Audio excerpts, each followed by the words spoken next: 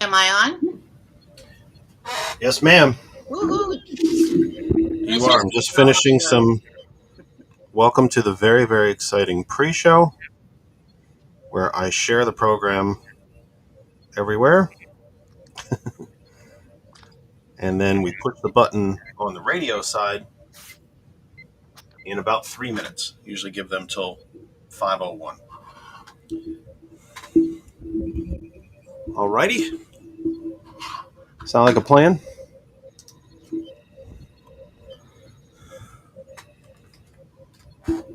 Make sure that your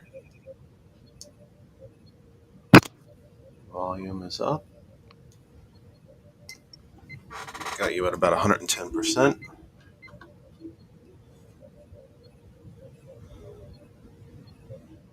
You can hear me, correct? Yes. Beautiful. Now I hear you. Okay, there was a moment there where I didn't, but that's okay. So we're about 2 minutes. Just give me 1 sec. No need to worry. We'll be right back.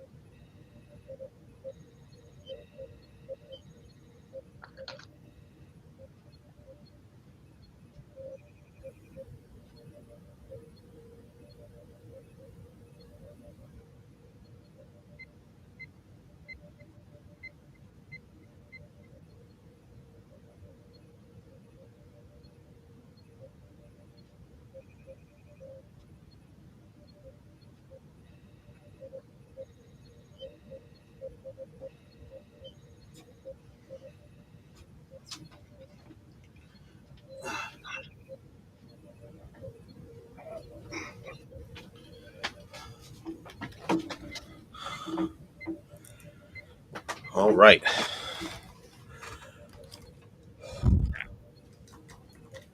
About 60 seconds. Or less, perhaps. Can't tell. Everything's blurry. Oh, goodness. All right.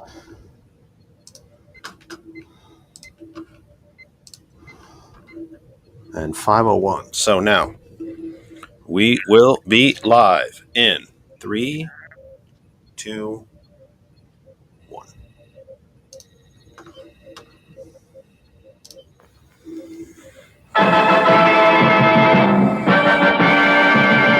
Kennedy, Kennedy, Kennedy, Kennedy, Kennedy, Kennedy, Kennedy, Kennedy, Kennedy, Kennedy, Kennedy. Do you want a man for president who's seasoned through and through, but not so doggone seasoned that he won't try something new? A man who's old enough to know and young enough to do. Well, it's up to you, it's up to you, it's strictly up to you. But it's Kennedy, Kennedy, Kennedy, Kennedy, Kennedy, Kennedy, Kennedy, for me. Kennedy, Kennedy, Kennedy, Kennedy. Do you want a man with spirit who is not afraid to fight? A man whose record shows that he will fight for what is right. A loyal man who brings the job a fresh new point of view. Well, it's up to you, it's up to you, it's strictly up to you. Cause it's Kennedy, Kennedy, Kennedy, Kennedy, Kennedy, Kennedy, Kennedy, for me. Kennedy, Kennedy, Kennedy, Kennedy. And do you deny to any man the right he's guaranteed to be elected president, no matter what his creed? It's promised in the Bill of Rights to which we must be true. So it's up to you, it's up to you, it's strictly up to you. And it's Kennedy, Kennedy, Kennedy, Kennedy, Kennedy, Kennedy, Kennedy, for me. Kennedy, Kennedy, Kennedy, Kennedy. Do you like a man who answers straight, a man who's always fair? We'll measure him against the others, and when you compare, you cast your vote for Kennedy and the change that's overdue. So it's up to you, it's up to you, it's strictly up to you. Yes, it's Kennedy, Kennedy, Kennedy, Kennedy, Kennedy, Kennedy, Kennedy, for me. Kennedy, Kennedy, Kennedy, Kennedy, Kennedy, Kennedy, Kennedy. welcome from my humble second bedroom here in the Saucon Valley. And you're getting some reverb there because somebody forgot to turn the volume down on one of his devices. One of my monitoring devices. Obviously, I haven't been here for a while, have I, kids? I forgot how to do everything.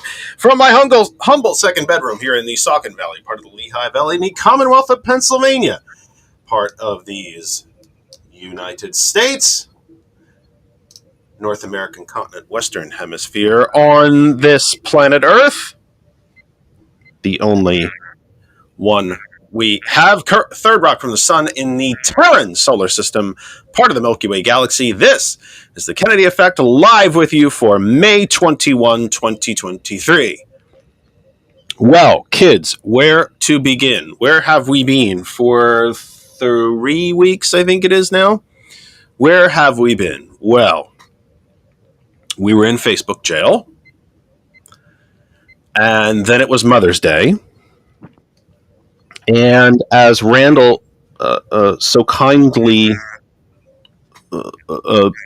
pointed out in one of his posts, we were not in Facebook jail for any other reason than that I share this program to too many places for free, is kind of the bottom line of it. Facebook would very much like me to either accept advertising or pay as a business account. And that just isn't happening, kids. Not really yet. And I think that really wasn't anything more than that.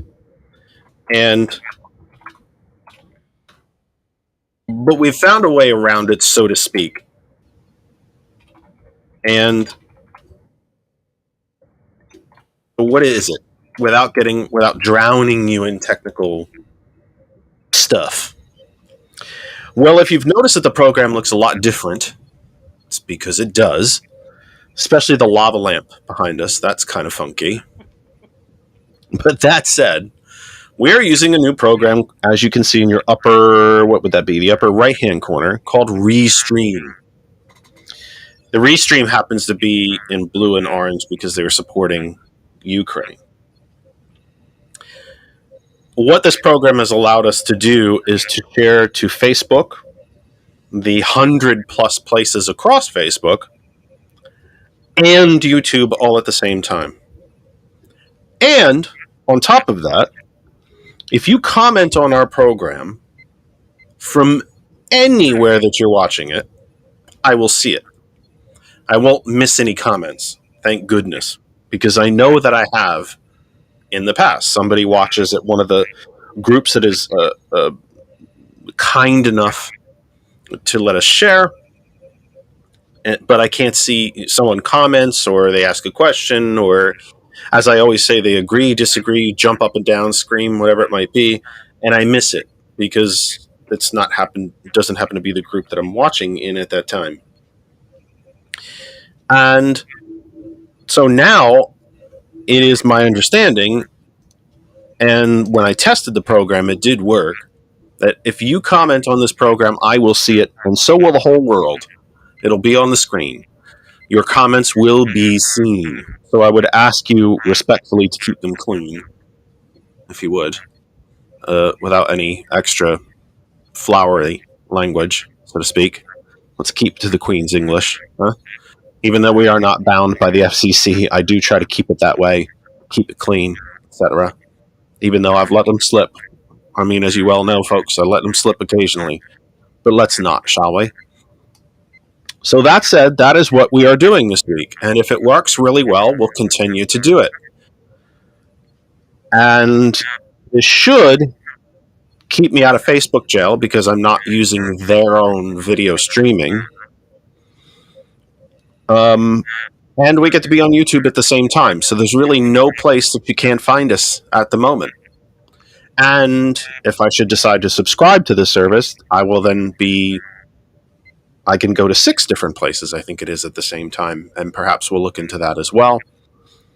So that's a little bit of the technical stuff. But let me also say that when we tested this program, we couldn't get the phone line to work. And I know that's going to tick some folks off. And I don't blame you. But the point is that I cannot, and I do not believe that the phone line is going to work. There's something about the integration between the Google Voice and the Restream. And I will be honest with you to tell you that I haven't got a clue what it is. We worked on it. I went through all the different settings and so on and so on and so on, but couldn't quite sort it. So, if we decide to take a phone call later, it's going to be the good old-fashioned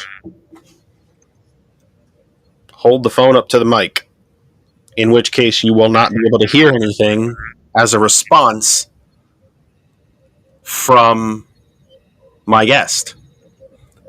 So that becomes very tricky on your end as a listener. You can call, talk to me in real time, but you're not going to hear your answers or anything, and or anything that's going to. You're not going to hear it. It's going to be a delay. Let's put it that way.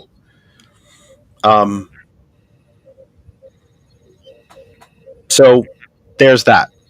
But we're trying. It's something new. I think it will work, and I think you can. I think you can understand why we needed to do it. And so that's it. And I'm trying to type and talk at the same time. And you know that never works because I'm not that smart. So there's that. Anyway, that said, let me get into some of the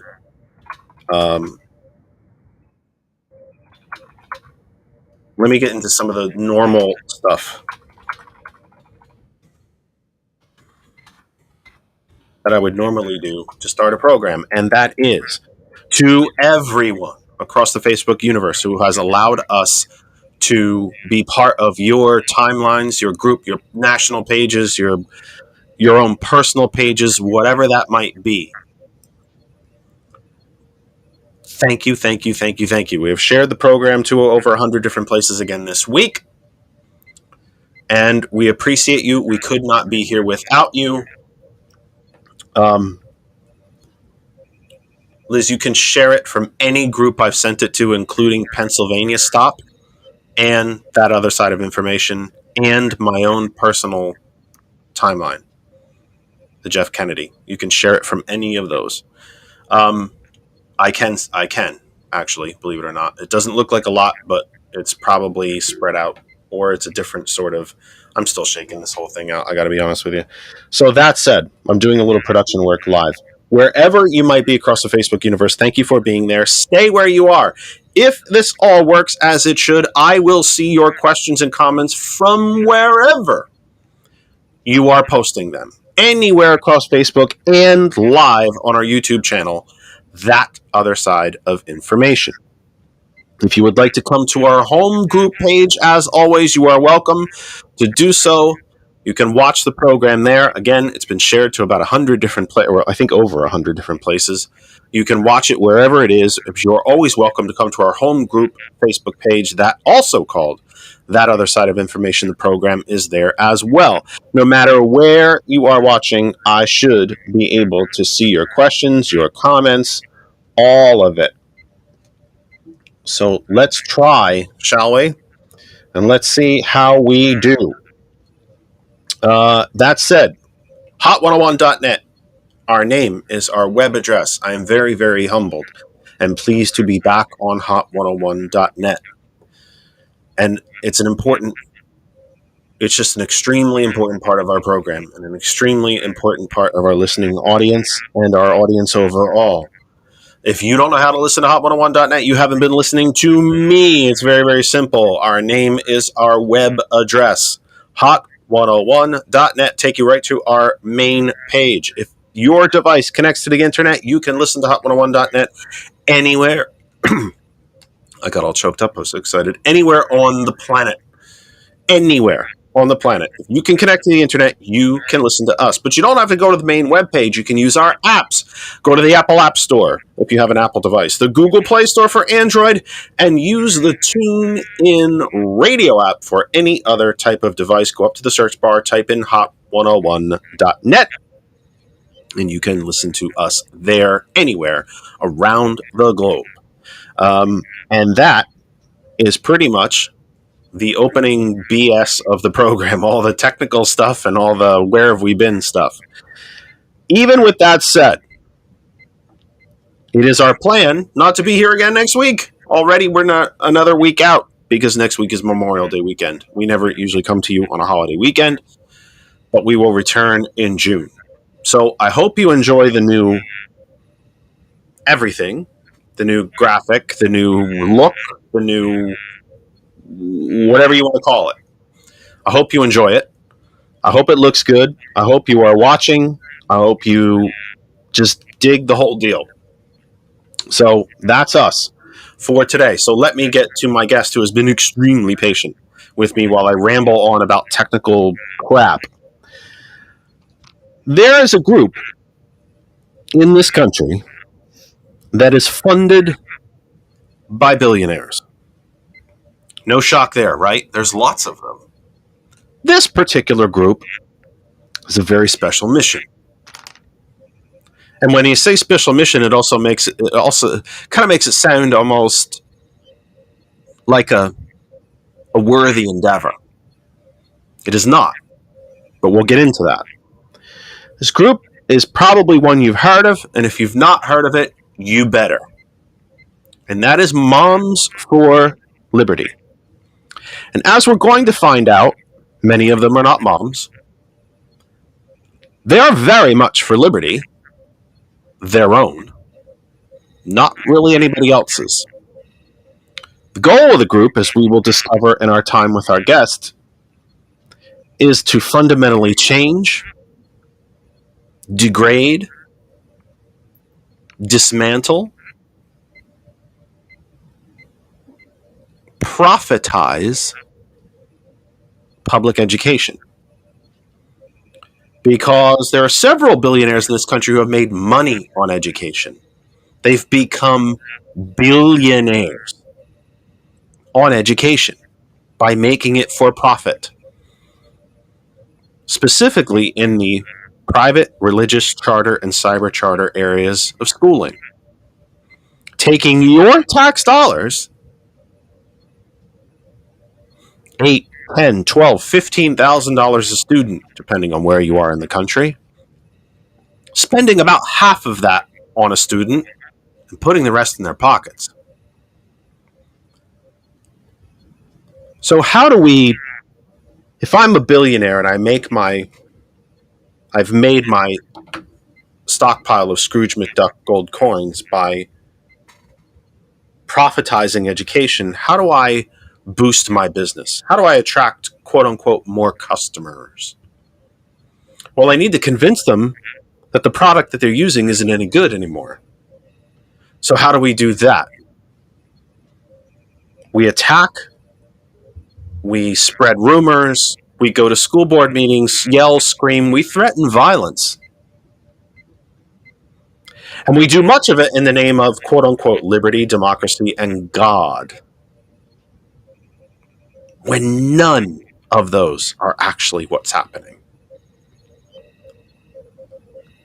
So when a group like this rises up, what is the best thing that can happen in a democracy? Another group rises to stop them. And that's who we're talking to this week. The national founder of the group Stop Moms for Liberty, and I will give her great credit for not coming up with any flowery type name, but just going straight to the point and saying, stop this, and as we say in the ancient Gaelic, shite, to stop these folks and to save not just public education as a structure, but the students all across our country who depend on it. Our guest is Liz Mkhitaryan. Liz, after a very long intro and very much patience from you, and not just tonight, but from the several weeks, Liz was expected to be with us, I think it was 3 weeks ago, and then we got in Facebook jail, and she's been kind enough to sort of kind of return to the program, if you will. Liz, welcome to the program. Well, thank you so much, Jeff, for having me. It's an important topic that everyone should be interested in. Let me start off the way I always start off with our guests and ask you the very intentionally vague question, or questions, plural. Who is Liz Mkhitaryan, and how did you get here? I'm a retired educator, taught kindergarten for 20 plus years. I've taught in Michigan and in Florida. And when I lived in Michigan, I started seeing what I didn't like. And it was exactly as your intro said. Billionaires were stepping into involvement in education. And that kind of quieted down for a little while. So I've been aware of this push for privatization for many years. So I am now retired. My child has graduated from the public school system. He's now in a college.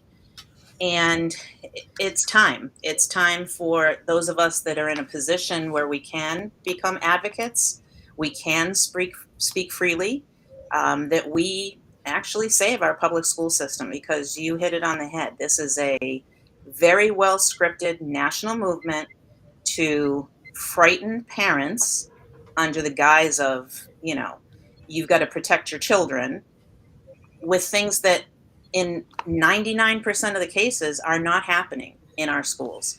And yet you see all of this negative pushback.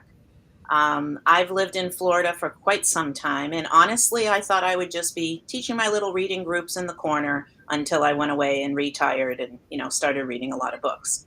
That didn't happen. And the day online when I was on a Moms for Liberty local, I guess you call it chat group, whatever they're calling them, and I was accused of supporting pedophilia.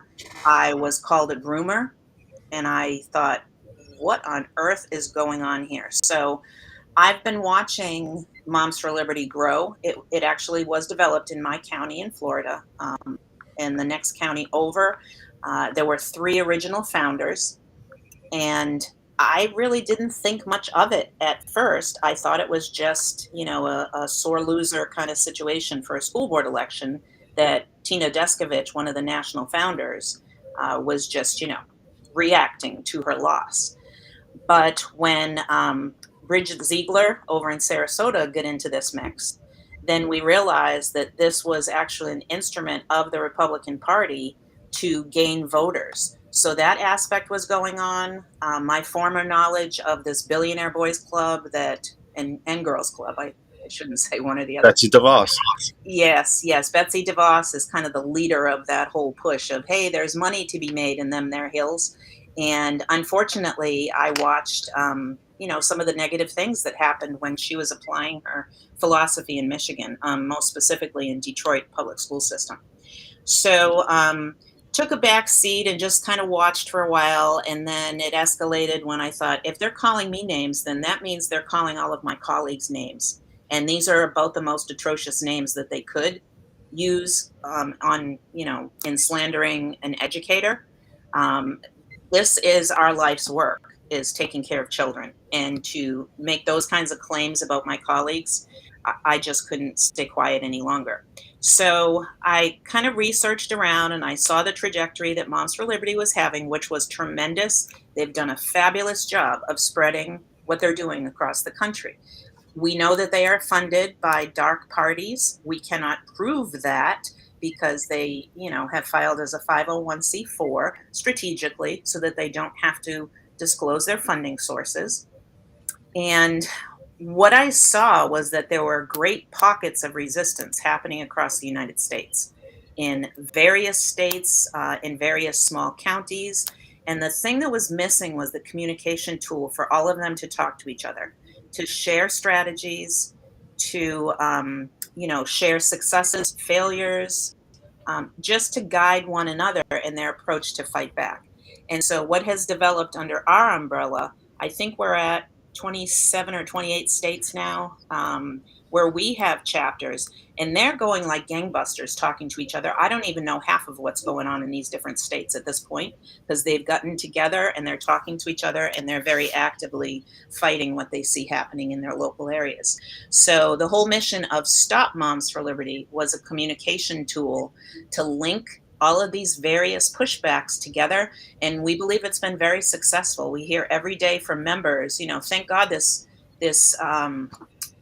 this whole umbrella, conversational umbrella group is available because we are now connected. So they share, techniques for campaigning. I mean, there's so much that they're sharing, and pushback on book banning, all of the, current topics that are in the news. It's been our way to get people connected, and we feel good about that success. Let me step back even from what I know we're going to focus on for the program, and having a little bit of a mental internal debate that maybe I should save it for the end. But let me ask you, since you're in Florida, Mhm. are you still living in a functional democracy? Oh boy. Do you want the depressing answer? You live there. You tell me if Florida is still a functional democracy in We, your opinion. in my opinion, we are moving very close to being an autocracy. And I got bad news for you. I think you're already there. well, and I say that Florida and because, Texas are leading the way. yeah, These are no longer functioning democracies within the Union of the United States, and well, that people, they're borderline not states at this point. yeah, Idaho, Iowa, North Dakota, Wyoming, Montana, I could say are quite close behind, to be honest. But at least those two states, at a minimum, are no longer functioning democracies. So how does one foster democracy where it no longer exists? well, that's probably the question of the century, right? Um, what we believe is that knowledge is the only thing that is going to turn this trajectory around in the United States. The opposition, I'll call it, have formulated this fear campaign. And so people are not noticing when their own rights are being um, either slashed or totally attacked or whatever. And we believe that if we share enough information about what's actually happening, when you see gerrymandering, when you see, the dark money behind a lot of the political push that we see, um, I think that exposure is what's going to make people care. And until enough people care, nothing will change, and this trajectory will continue. And I truly believe right now in the United States of America that we are the majority of opinions, that people want democracy, that they want inclusion, that they want personal freedoms, and they don't want someone else coming in and, scripting what it is that they want for their families or for their children. And we also believe that the first push on this, which pretty much was DeSantis's push, was to go into the school systems. We call it kind of low hanging fruit because the history has been that not a whole lot of people have ever even paid attention to school board elections. And so this was their The easy. Koch brothers have. Yes, they have for a long time. Mm-hmm. But they saw that if they got these boots on the ground activists, these folks wearing the blue Moms for Liberty t-shirts, and they Ironically. spit out all, I know, right? If they spit out all of this really defamatory information about what was happening in schools, that people would, be up in arms, and they would run to support their candidates. And we did see them as very successful this past fall. My board in particular was flipped over to be a Moms for Liberty supported majority. And their first meeting, they fired our superintendent. And there were no issues that most of us in the county were aware of for grounds for dismissal, but they did not fire him. They said loud and clear that they wanted to, review his contract and so forth. So he did resign, and we're seeing that happening across the country. That's one of their first moves, is that they're removing a superintendent that may not simply just go along with these boards that they elected. It's happening left and right. And it's either they have been fired outright, which is happening. I just reported on one this morning, or they are forcing them to resign. There was one administrator, I think it was in either your state or in New York, Larry, who I think is in the LGBTQ community, and so they were out to get him. And I mean, bless him, he had to resign. I mean, you have to really protect yourself, right?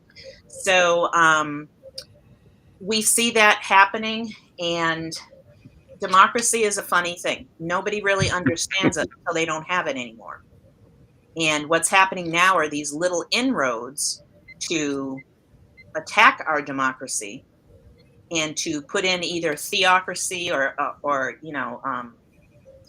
dictatorships, and that's not what the American people want.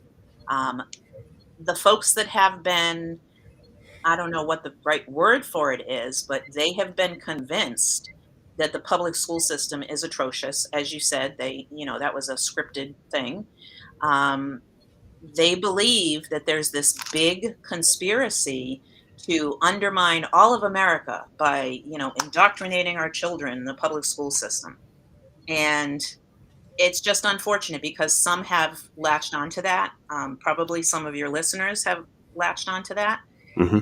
It's just not true. And what's happening instead is this other side of things that's really trying to make the United States be governed by a minority of people. And that's not what democracy is. Flat out, that's not what democracy is. So may I assume, which is never safe usually, that you moved to Florida because you thought, I've done my bit for king and country and I'm going to relax now?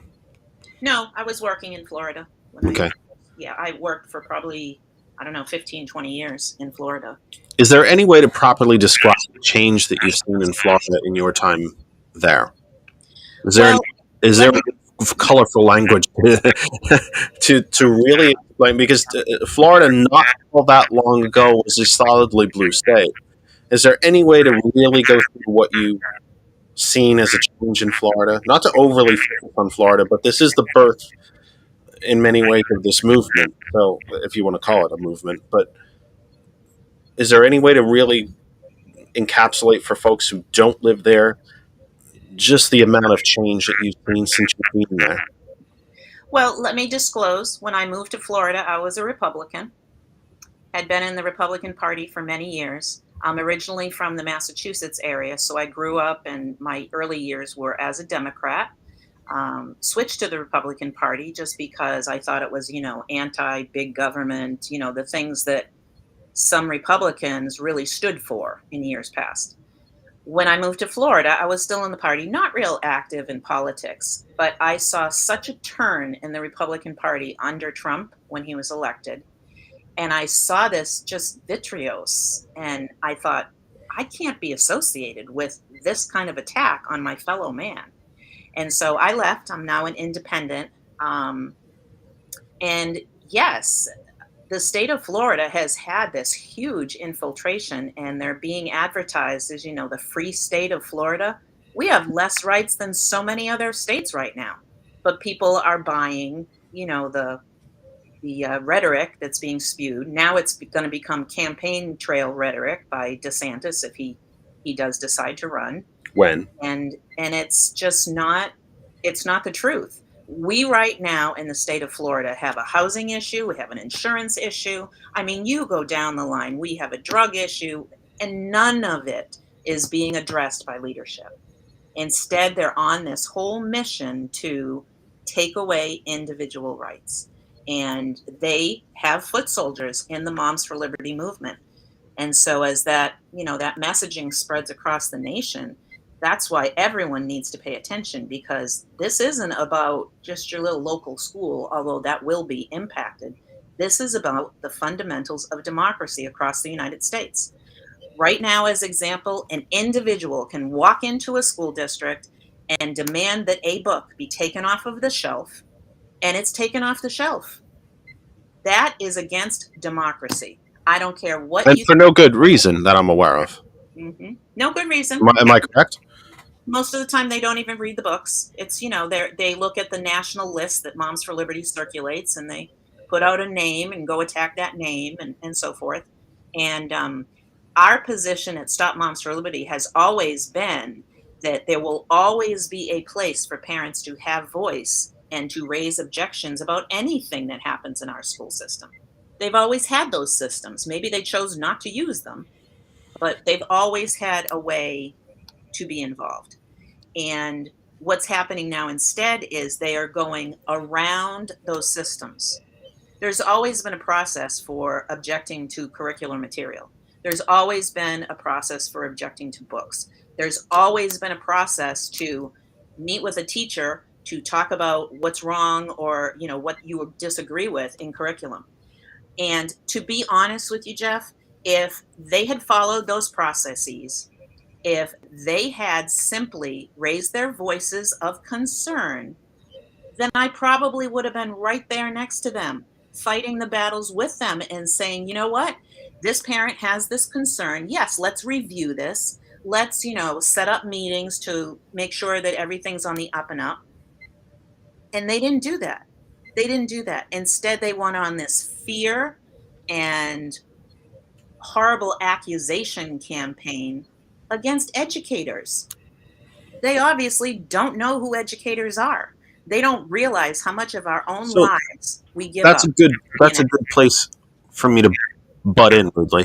But you mentioned earlier in your original answer that DeSantis went after the schools first. Yeah. Why? Why do you think he went after the schools first? I certainly have my opinions.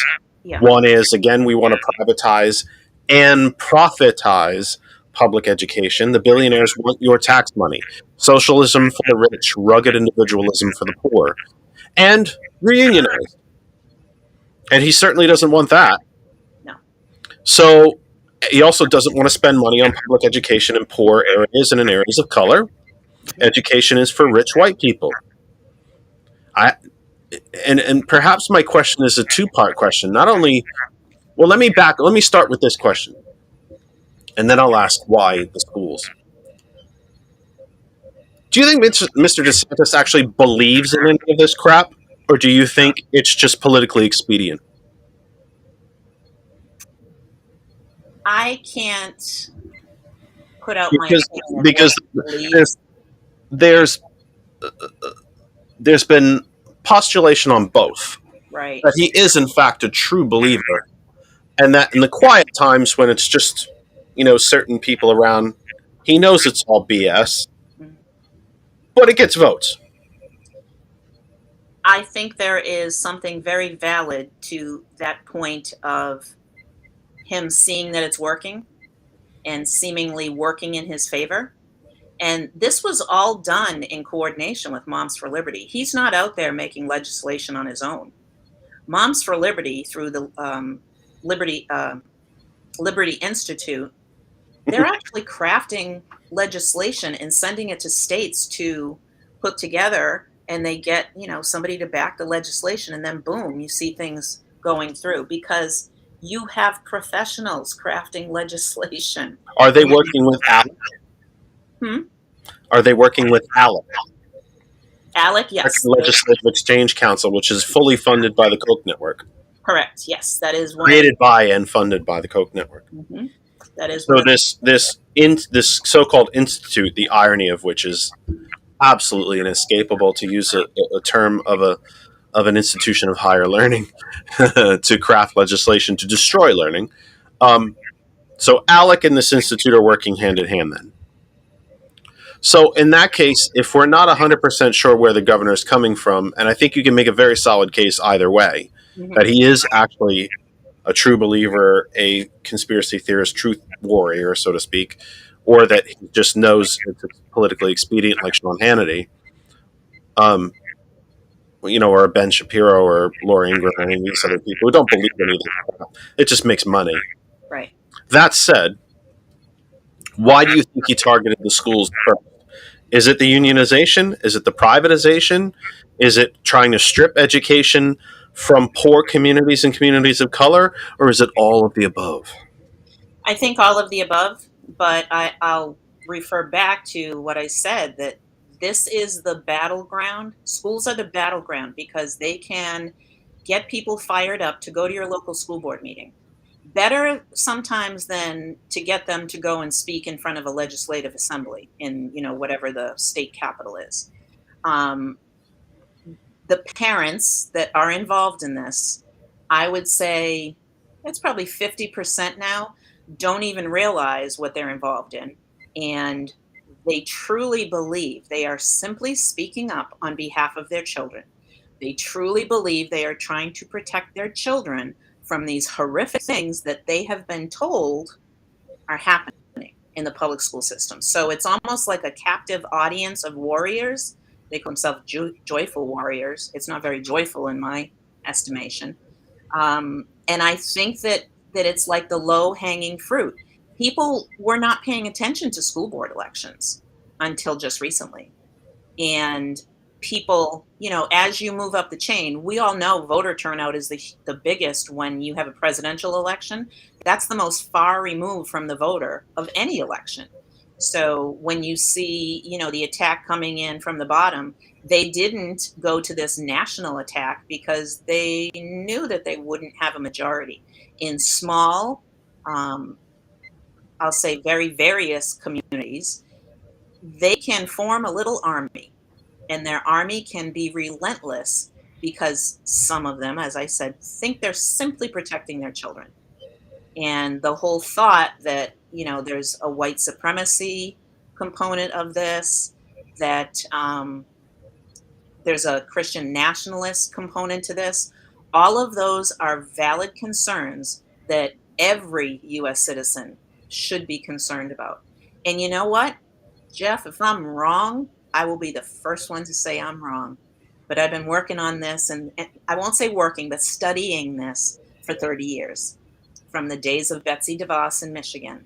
And it seemed like an uh-oh moment when she was put in as the Secretary of Education. That's exactly why she was named Secretary of Education, was to destroy education and privatize Absolutely. It. And to this day, she is trying to get rid of the federal Department of Education.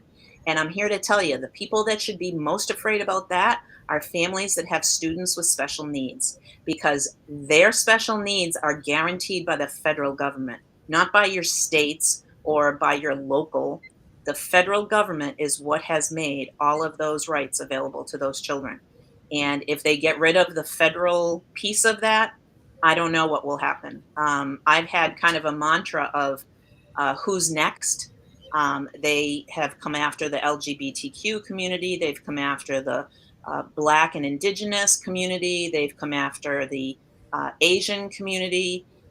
So who is going to be next? And it's becoming very apparent that the community with disabilities is a new target. We had a local mom say that her students shouldn't have to go to school with those students. So that thinking is out there, unfortunately. I don't want to overstate it or try to be too hyperbolic, but I don't believe that I am. There's a eugenics component to this. Yes. Yes. Students with special needs are inferior.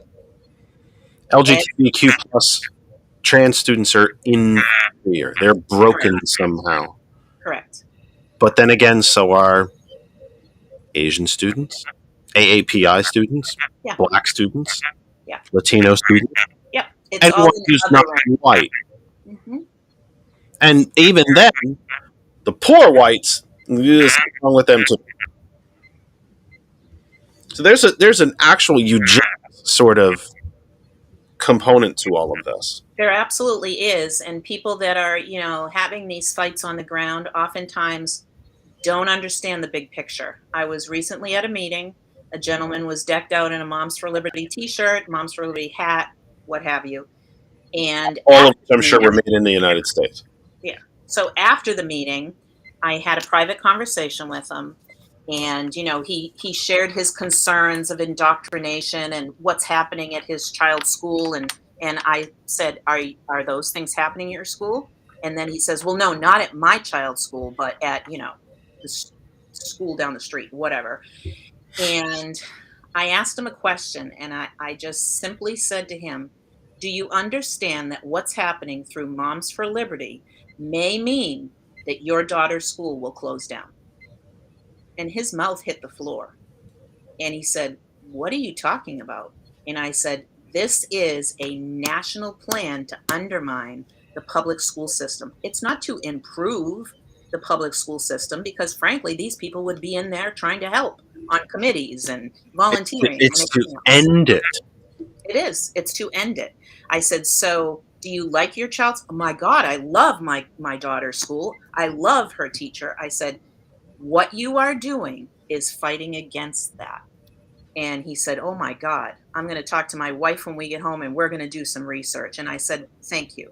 That's all I can, who knows if I changed his mind or not. But that's the kind of lack of awareness that is very unsettling to us. And that's our goal with our communication tool, is to make sure that other people know what's going on. So who makes all of this? We've made a glancing blow at the DeVos family and the Koch network. There's a gentleman out of New York City who actually did a public interview, whose name is escaping me right now, but I know Kristen's listening. She'll text it to me.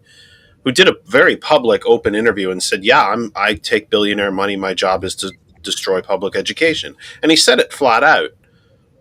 So who makes up these groups? It would seem to me there's 3 layers of people, but you tell me it might be 20 layers. I honestly don't know. There's the people that are funding it, the billionaires. There's the people like the leadership of these local chapters and this national chapter who know better. They know exactly what they're doing, and they're making a good living off of it. But then there's the people on the ground, like the gentleman that you just talked about, who might legitimately sort of think they're doing the right thing. And I will take a risk and say that's the herd. That's the sheep.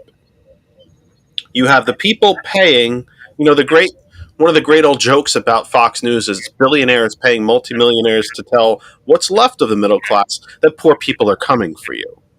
Yeah. And it seems to me that this is very much the same thing. The billionaires paying some millionaires, or creating some new millionaires, to tell everyone else they're coming for you.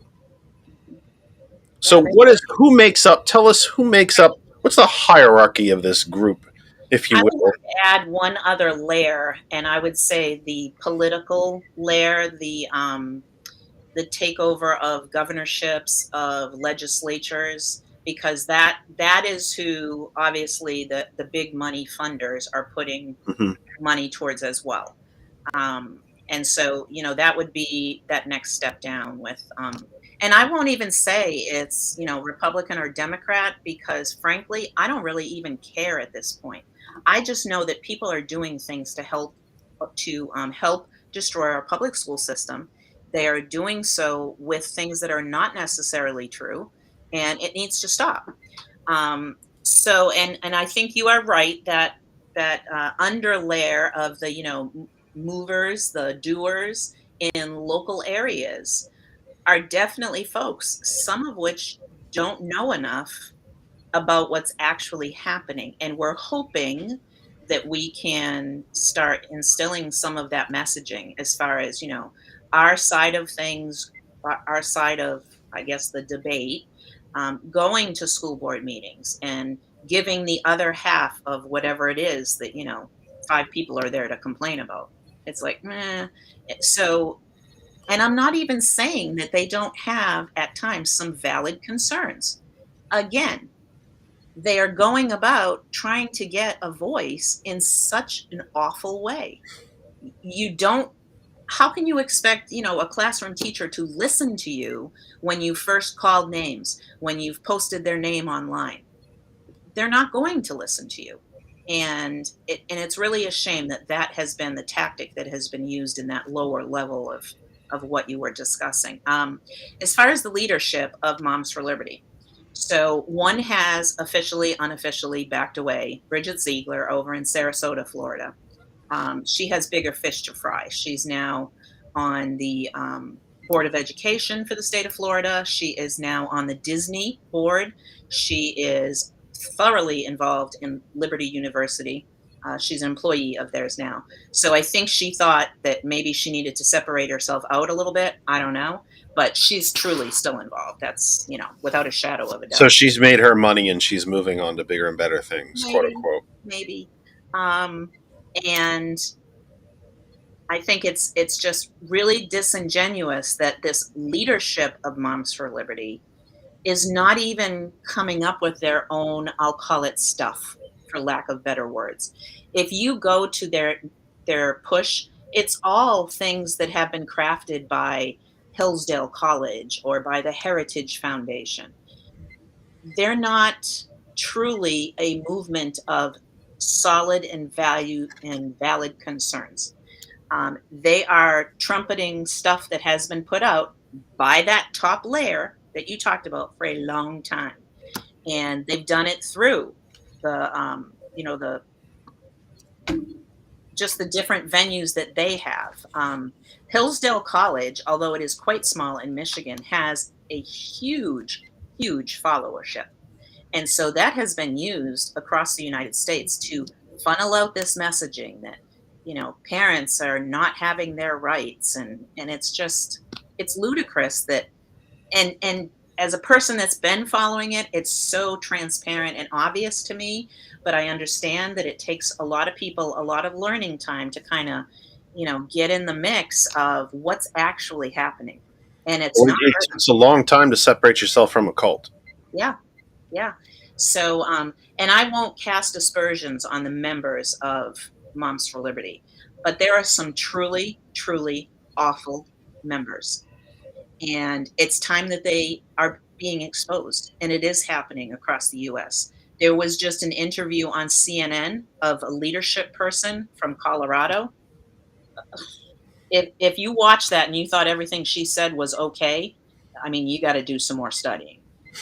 She was just outright, I don't even know the word for it, but it was kind of an atrocious interview.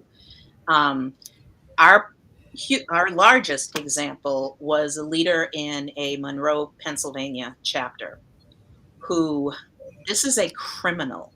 She has committed fraud to go after one of our membership affiliates. And she went after, and then she narrowed it in on a particular member of ours, and she was harassing her constantly. And when it all came to light, that chapter chair, who was fully endorsed by Moms for Liberty, they can't walk away from her now because they put her in a leadership role. She stole a dead woman's identity and was harassing people that were, against what she was spouting in the name of this poor dead woman. She then went on further to set up GoFundMe accounts to gain money for this poor dead woman's children. I mean, this is a criminal, and they're more than her. And it's just coming to light that there are some pretty loose cannons that Moms for Liberty is putting in these positions of power, and they need to be exposed.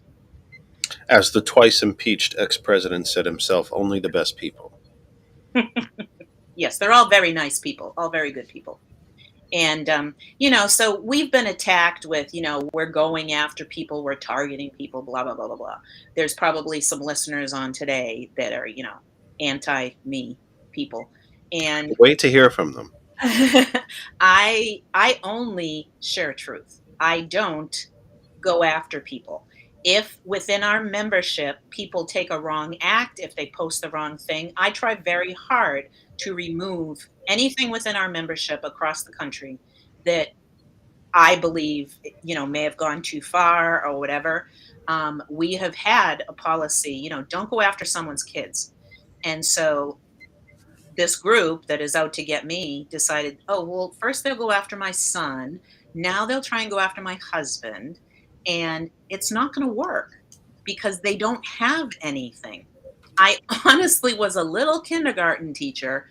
I run a 501c3 that's about social justice. They're trying to, make that about, oh, well, she's really a racist and she's running this group fraudulently. I'm like, So is moms using the is moms using the very typical right wing tactic of projection that you are everything that they are actually doing?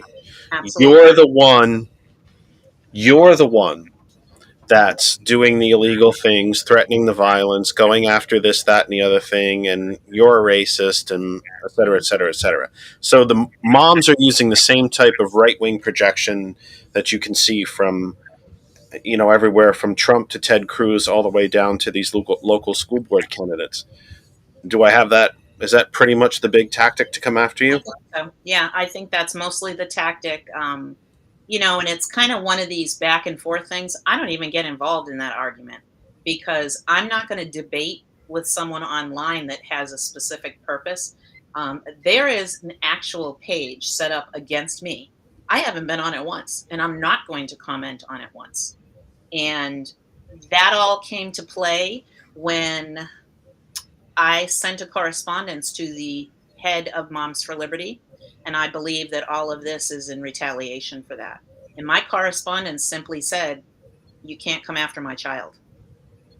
And didn't respond back. And instead, all of this harassment started against me. So I think some calls were made. Who knows if I'll ever prove it, to kind of set off the attack mode of some of these folks. A lot of my attacks, of course, are coming from local people near me.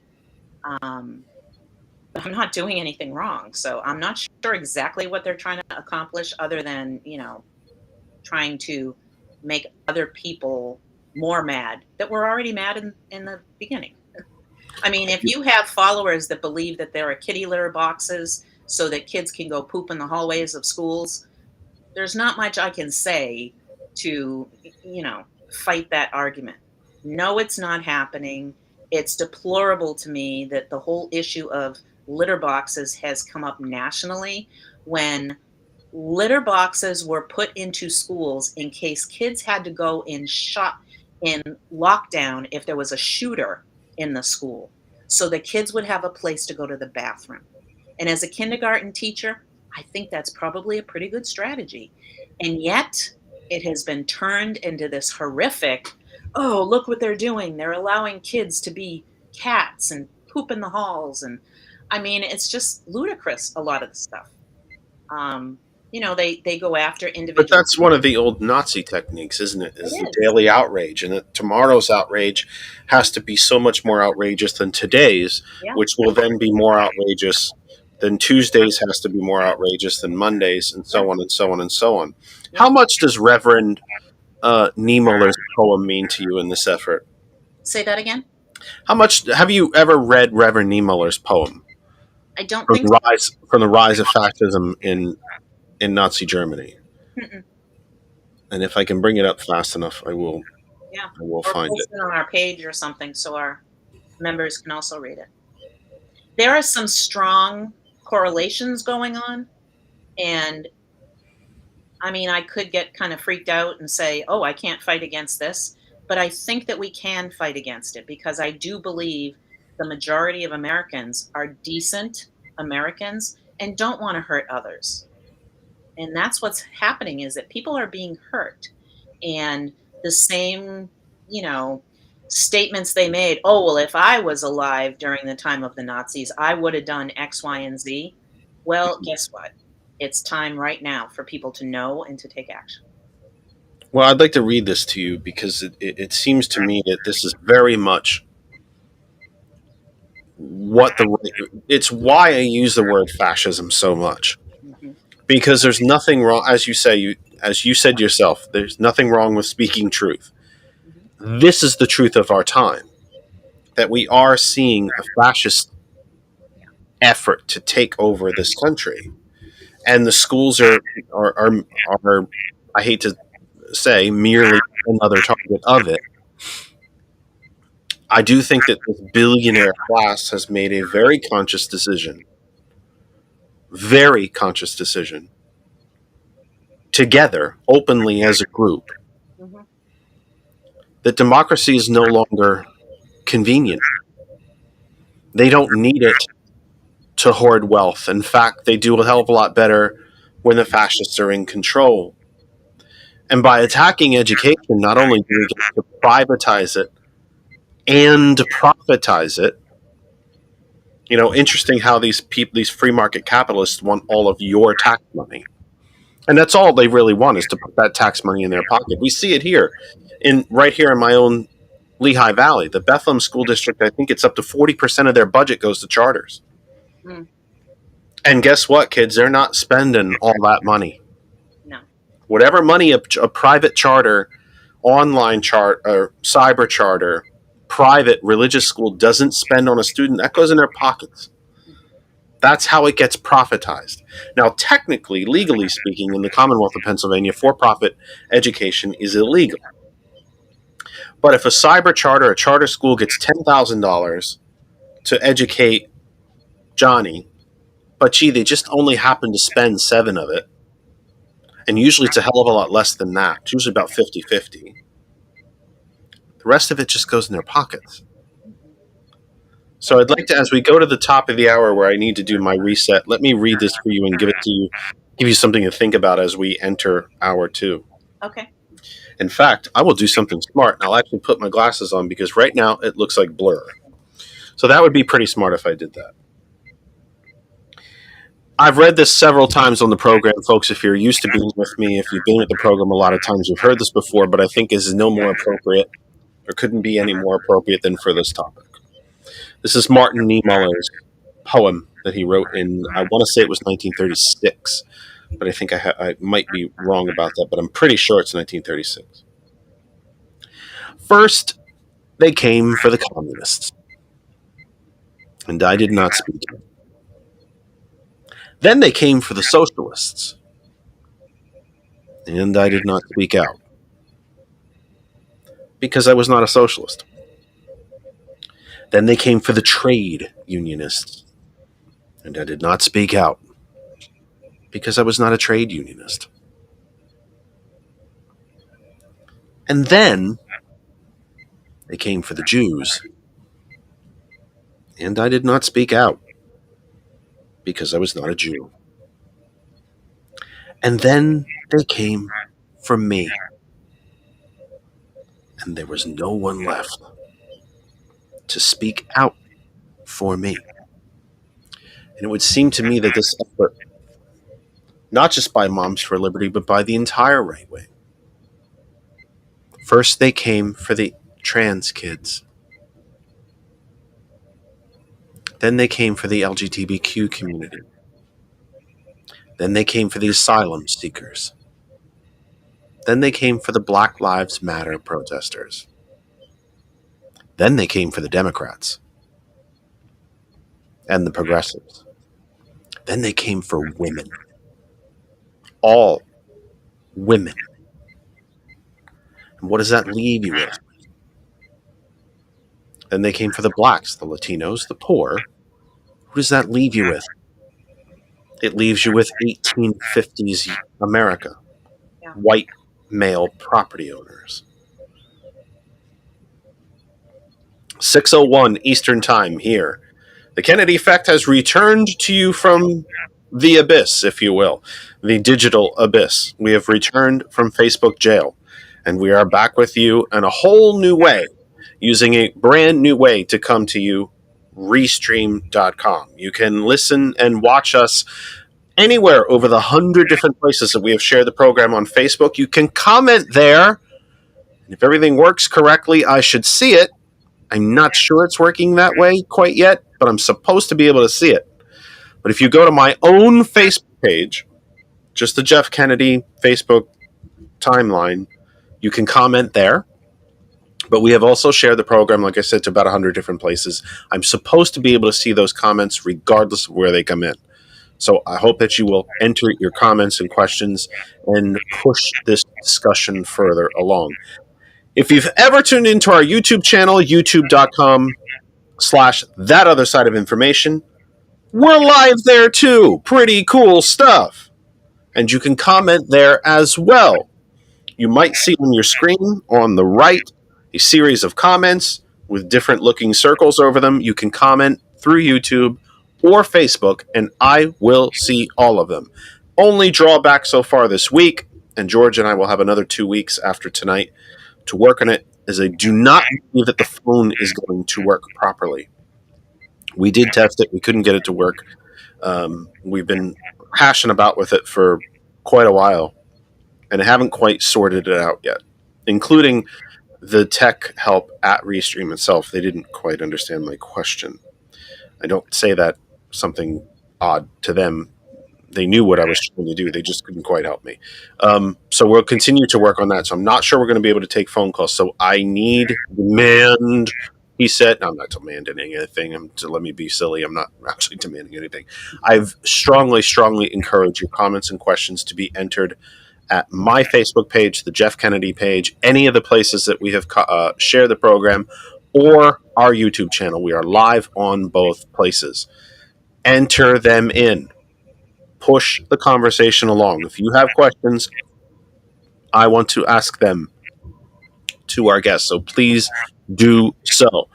If you miss any of this program, even though we are live right now on YouTube, it is also being recorded to stay on YouTube. So if you miss any of our program tonight, if you're just tuning in, if you joined us late, if you have to beg out and get the kids ready for school tomorrow, not trying to be ironic there, but if you have to get the kids ready for school tomorrow and you can't watch the remainder of the program, go to youtube.com. This live stream will be right there. It will stay right on our YouTube channel. George actually doesn't have to do any conversion this week.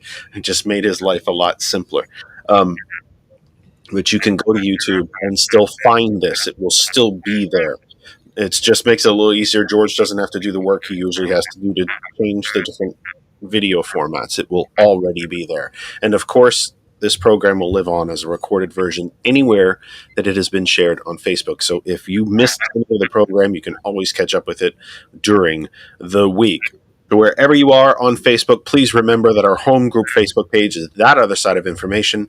It's everything about our show, the articles that we post all weekend, some of them relating to what we're talking about tonight. Others, I've posted some debt ceiling information there this week, some talk about the Supreme Court, lots of environmental articles this week. There's been some really significant environmental news this week, including the fact that we are probably doomed to pass the 1.5C mark. All of that you can find at our home group Facebook page, That Other Side of Information. But continue to stay wherever you are. Facebook, stay there, watch, enjoy, comment, ask questions. I should be able to see them through this new service. If I miss them somehow, I'll do my best to try to keep up with it. And hot101.net, our friends and family at hot101.net. Our name is our web address. You can listen to hot101.net on any type of device anywhere on this globe that can connect to the internet. Desktops, laptops, tablets, phones, everything. If you can connect, it's my producer, George. He's been outsourced, and he's very happy about it. Don't be that happy about it. We still have phones to fix. But if your device can connect to the internet, you can listen to hot101.net. You can also Bluetooth it. You can tell Alexa to play hot101.net. You can Bluetooth it through a Bluetooth speaker, Bluetooth headphones, earbuds. You can Bluetooth it right through the car speakers. Of course, and you don't need the main website to listen. You can use any of our apps, the Apple App Store, the Google Play Store for Android, and the TuneIn radio app. 24 hours a day, 7 days a week. Hot 101 is on for you everywhere around the globe. We return to our second hour. Our guest is Liz Mkhitaryan, founder of the national group Stop Moms for Liberty. And I shall say again to you that I am so pleased with such a very, very simple name that it's not, well, I don't know. I'm not going to come up with some example, but it's not some overly flowery, It's just truth, which I find quite refreshing. How many Moms for Liberty chapters are there currently in the United States? I think there are 200 and some odd chapters. Is there any sort of specific geographical concentration to them, or are they everywhere? Red states, blue states, north, south, central. Mm-hmm. They're pretty much everywhere. Of course, you see a lot. Oh, your sounds. Florida, Yeah. Iowa have a big concentration. Pennsylvania, and Oh, we're so lucky. yeah, there's kind of not much rhyme or reason. The northernmost Confederate state living up to its. Well, and I was on a trip last year and surprised to see that we're 2 chapters in Massachusetts. I was born and brought up in Massachusetts, and it's typically been a very inclusive, kind of more progressive state. But these little pockets of red are in different states, and that's where you most likely would see these chapters develop. Where do we not see them? Do we not see them because they just haven't gotten there yet? Or because maybe the folks are a little better tuned in to know that it's kind of full of it? I guess it's just wherever they have boots on the ground to do the work and get something established.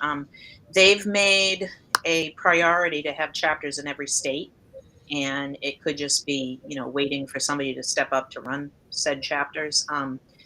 There's 200 and some odd chapters, but they are not state level chapters like ours. Ours are specific to states. We have a few kind of county designated chapters, but it's just too much to kind of maintain all of that system. But Moms for Liberty typically has very local chapters, and that's how they come up with 200 and some odd thousand chapters. This summer, I am forgetting the dates. This summer is supposed to be the National Moms Convention in Philadelphia, of all places. Yes. I implore my fellow Pennsylvanians, get to Philadelphia and chase them out. Very, very peacefully.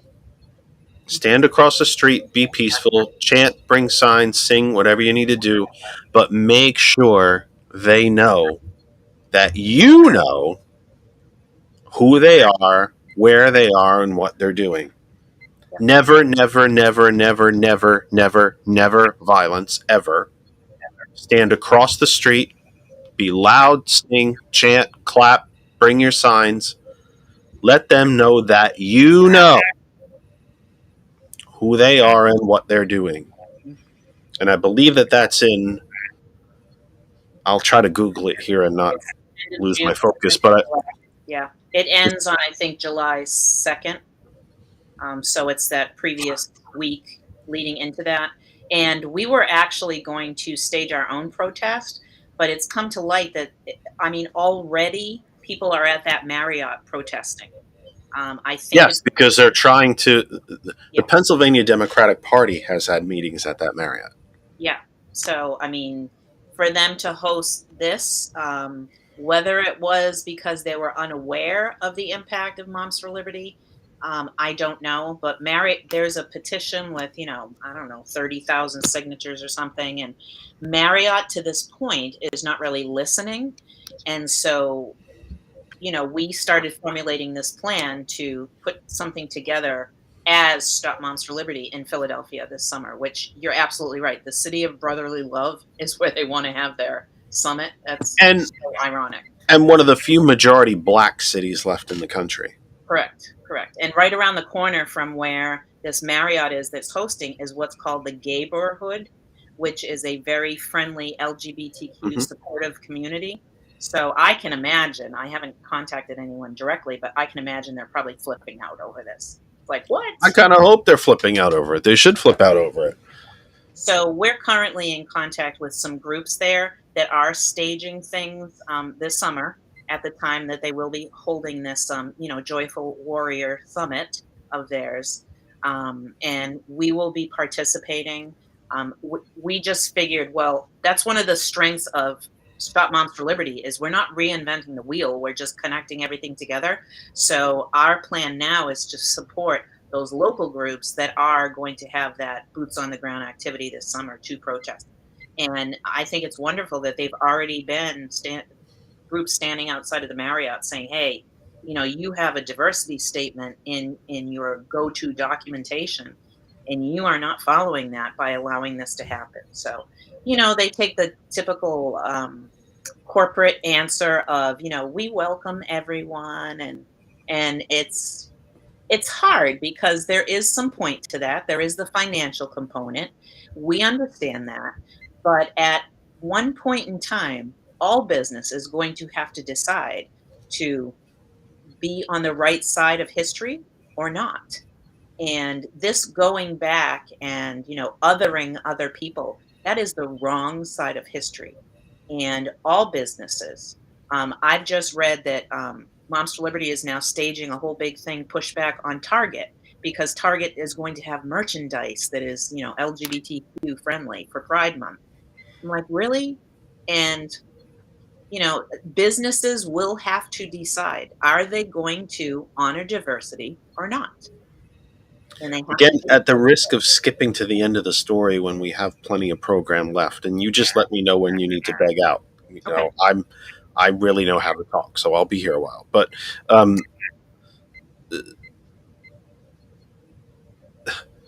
how important in your efforts at Stop are exactly what you just said, the lessons of history. We spend a lot of time about history on this program.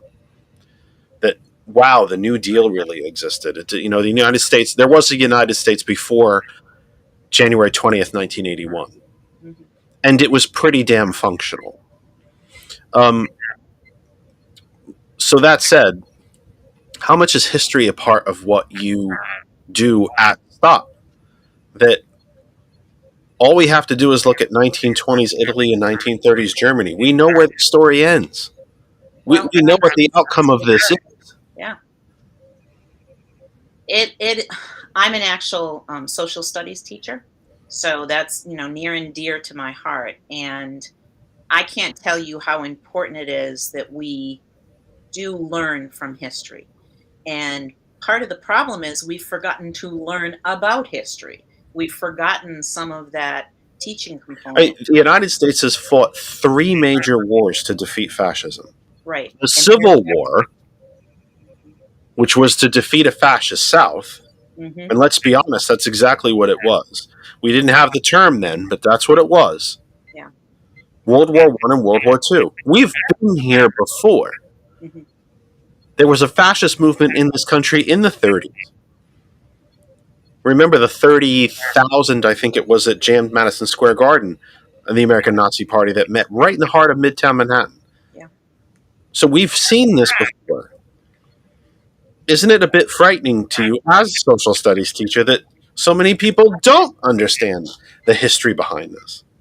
Well, I guess I could stay at being frightened, but I can't. Once an educator, always an educator. So my time has to be spent teaching other people something that they may have either forgotten or they do not know about. And the McCarthyism, I was living in the 60s, so I've been through a lot of this rhetoric that we are seeing crop up again. And people maybe have forgotten, I don't know, but we're going to remind them.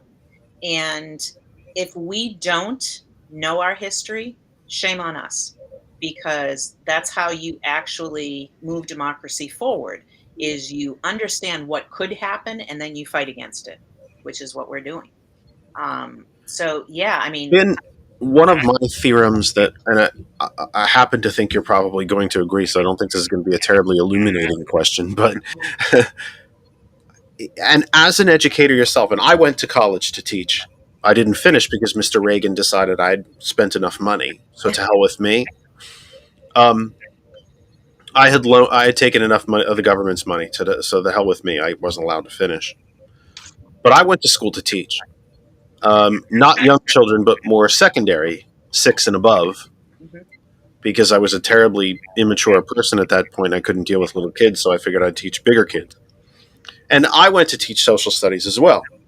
History, civics, topographical geography, the founding of cities, things like that.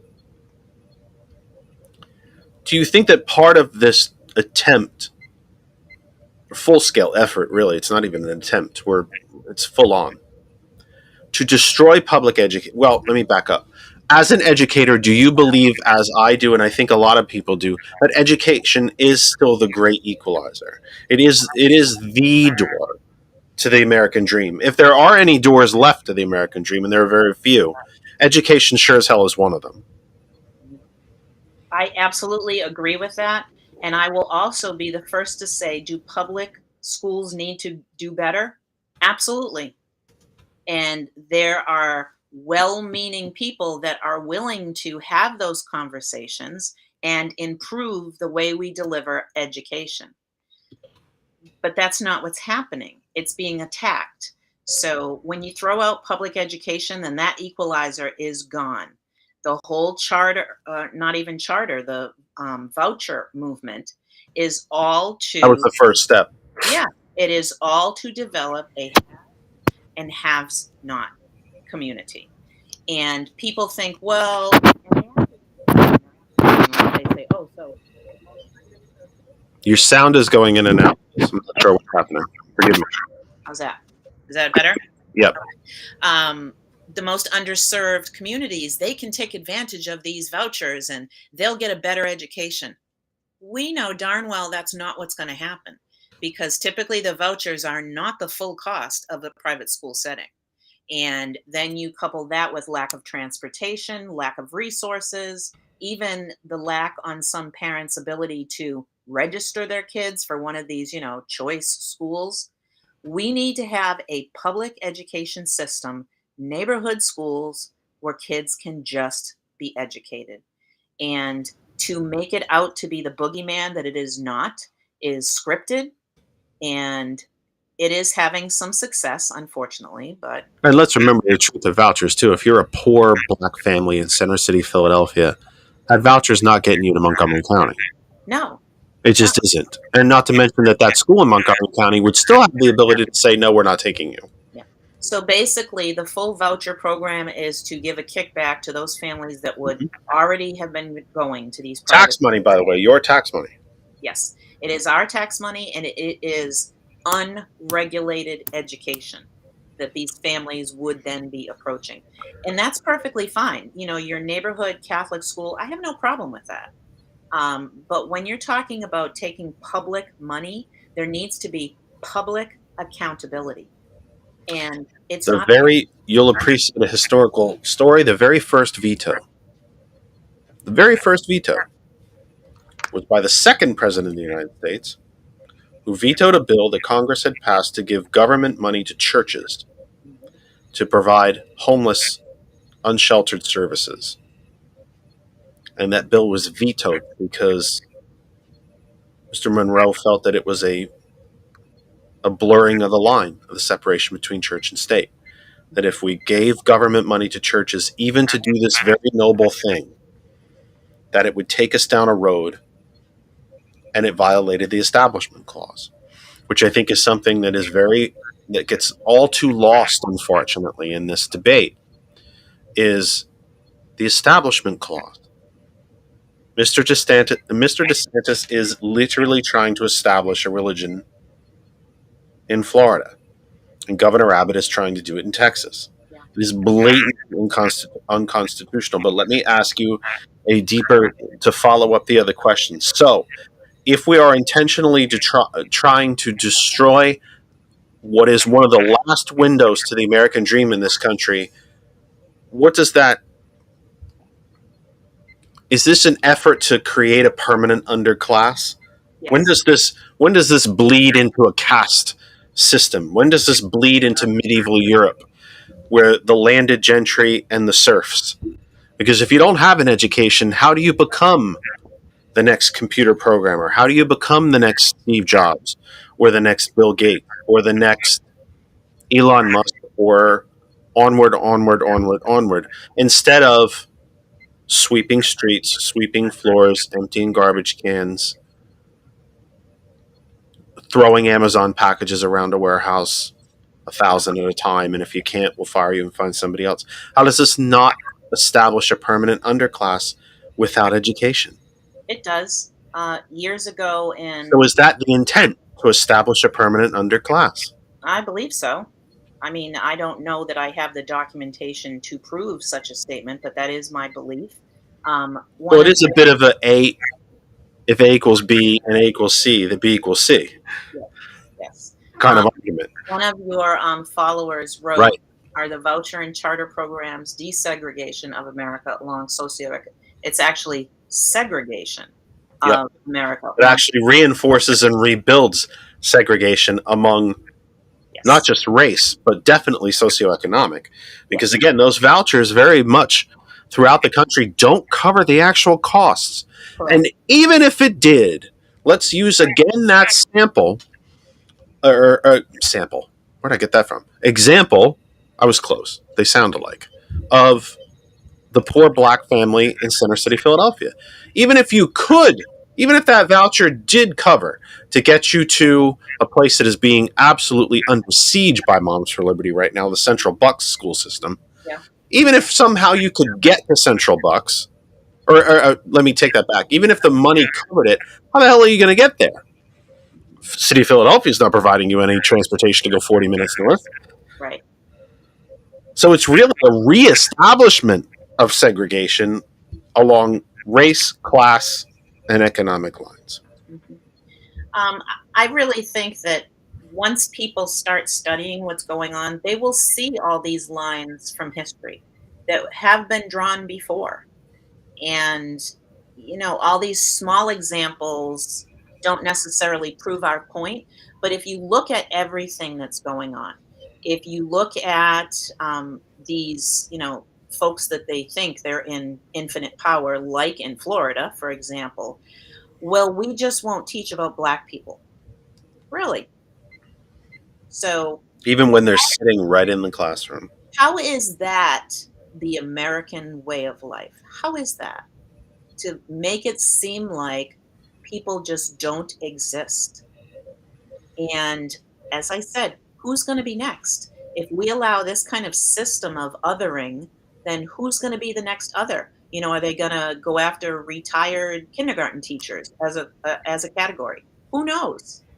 And it's a shame that not people are not catching on that people are not catching on soon enough. So hopefully, being here today with this kind of discussion further shed some light on the main concerns. um, I was a strong advocate against all of the conspiracy theories and everything that cropped up during the pandemic and so forth. That's not what this is. It is not a conspiracy theory. It's an actual conspiracy. And again, I guess I'm a threat to their movement because I've been studying this for, as I said, almost 30 years. And the things that are happening are obvious. Just like when you read in the poem that, well, it didn't impact me. So, I really didn't pay attention. You better start paying attention, everyone, because someday you're not going to be in the haves group because not a whole lot of us are in the Billionaire Boys Club, and it will be And we are not temporarily inconvenienced billionaires either. We are not just 1 week's pay away from billionaire status. right, right. And I, as much as they wave the flag, and a lot of these I'll say less than nice people have tried to take over our flag. I believe in the flag of the United States of America, and I believe in our country. And I really object to the use of Christianity, object to them saying that, they are in the minds of our founding fathers, that we are not patriots because we don't follow their line of thinking. Really? Who are the true patriots here? I think it's the people that are fighting for democracy, because that is how our country was founded. I've made the case on this program way too many times that we criticize the United States because we love it. Mhm. That the opposite of love is not hate, it's apathy. Right. If we didn't care about this country, we wouldn't say anything, because to hell with it then. But because we care, because we are patriotic, we do criticize it. Yeah. And we want it to be better. And we want it to be better for all. Because that's what a nation and a community and a society is supposed to do. I want to ask you another question that AJ had actually texted to me before he joined the chat. I'm going to ask his original question, but I want to build on it a little bit if I might. Are the attacks on education made by organizations promoting white Christian nationalism? Is this about race, religion, and prejudice? I would expand that question to call it Christo-fascism, which is a term that Mike Malloy has begun to employ, that this really isn't about religion. We're just using religion as another doorway into fascism. But I would expand on AJ's question because I actually did want to ask you this anyway. I was thinking about it earlier. I actually do some show prep, folks. It's just usually up here, and then I forget half of it by the time the conversation starts. But I did actually want to ask you this: what groups? And I hope AJ that it builds on your question. I hope it builds on your question. I think we've established the Christo-fascism part of it, but I hope this builds on your question because that is definitely my intent. What other groups are kind of linked to moms? Are we talking NRA? Are we talking Proud Boys? Are we talking Patriot Front? Are we talking um, oh God, I'm forgetting the big celibacy group. It's not Founding Fathers. It's something. It's escaping me at the moment. What other? We've already established that Moms is generally funded by the Koch network. We also established in the first hour that they are linked to ALEC. But what other groups are we talking about here? Who Or less. who's on the same side? Who are moms walking arm in arm with? Well, I hate to say it, but all of the above. We have involvement, everything from Proud Boys being photographed in the celebration after, a school board election has taken place and a member has been elected. We have Proud Boys actually blocking entrances to school board meetings across the country. So it's incredible to me because I think all of them are also tapping into this, what they think is a show of strength across the nation. And so there's a group called Gays Against Groomers that is a big advocate for what they're doing. There is another group that's called Moms of America that is very similar to Moms for Liberty. And all of them have the same, I guess, the same drawback. And it's that they aren't totally honest. Gays Against Groomers sounds like a really impactful thing to go after. No, you shouldn't have LGBTQ rights, right? Well, look, even gay people think that. That group was established in England by non-gay people. So, I mean, it's all these, false organizations that say one thing but do another thing. And I think that's part of the reluctancy for some people to get involved because, frankly, they're intimidated to see some groups that even violence has been involved. And we just have to keep pushing forward and against them. And And the money coming from the same place. yes, the NRA is deeply embedded in what's going on in Moms for Liberty. These are 9 times out of 10 2A supporters that, they just, it's my right, it's my right, it's my right. And that folds directly into the, I, as an individual parent, only my rights should apply. But that's just not the case in a public school system. But they're trying to change that into, these groups that have one way of thinking having too much power across the country. So it can be scary, but I think a lot of us have just been in the trenches for so long that I always laugh and say, "Hey, I taught kindergarten. I'm not afraid of much." But just wrong. What's happening is wrong. And I'm not asking anyone to change their belief system. I'm not asking anyone to move away from their God or their religious beliefs.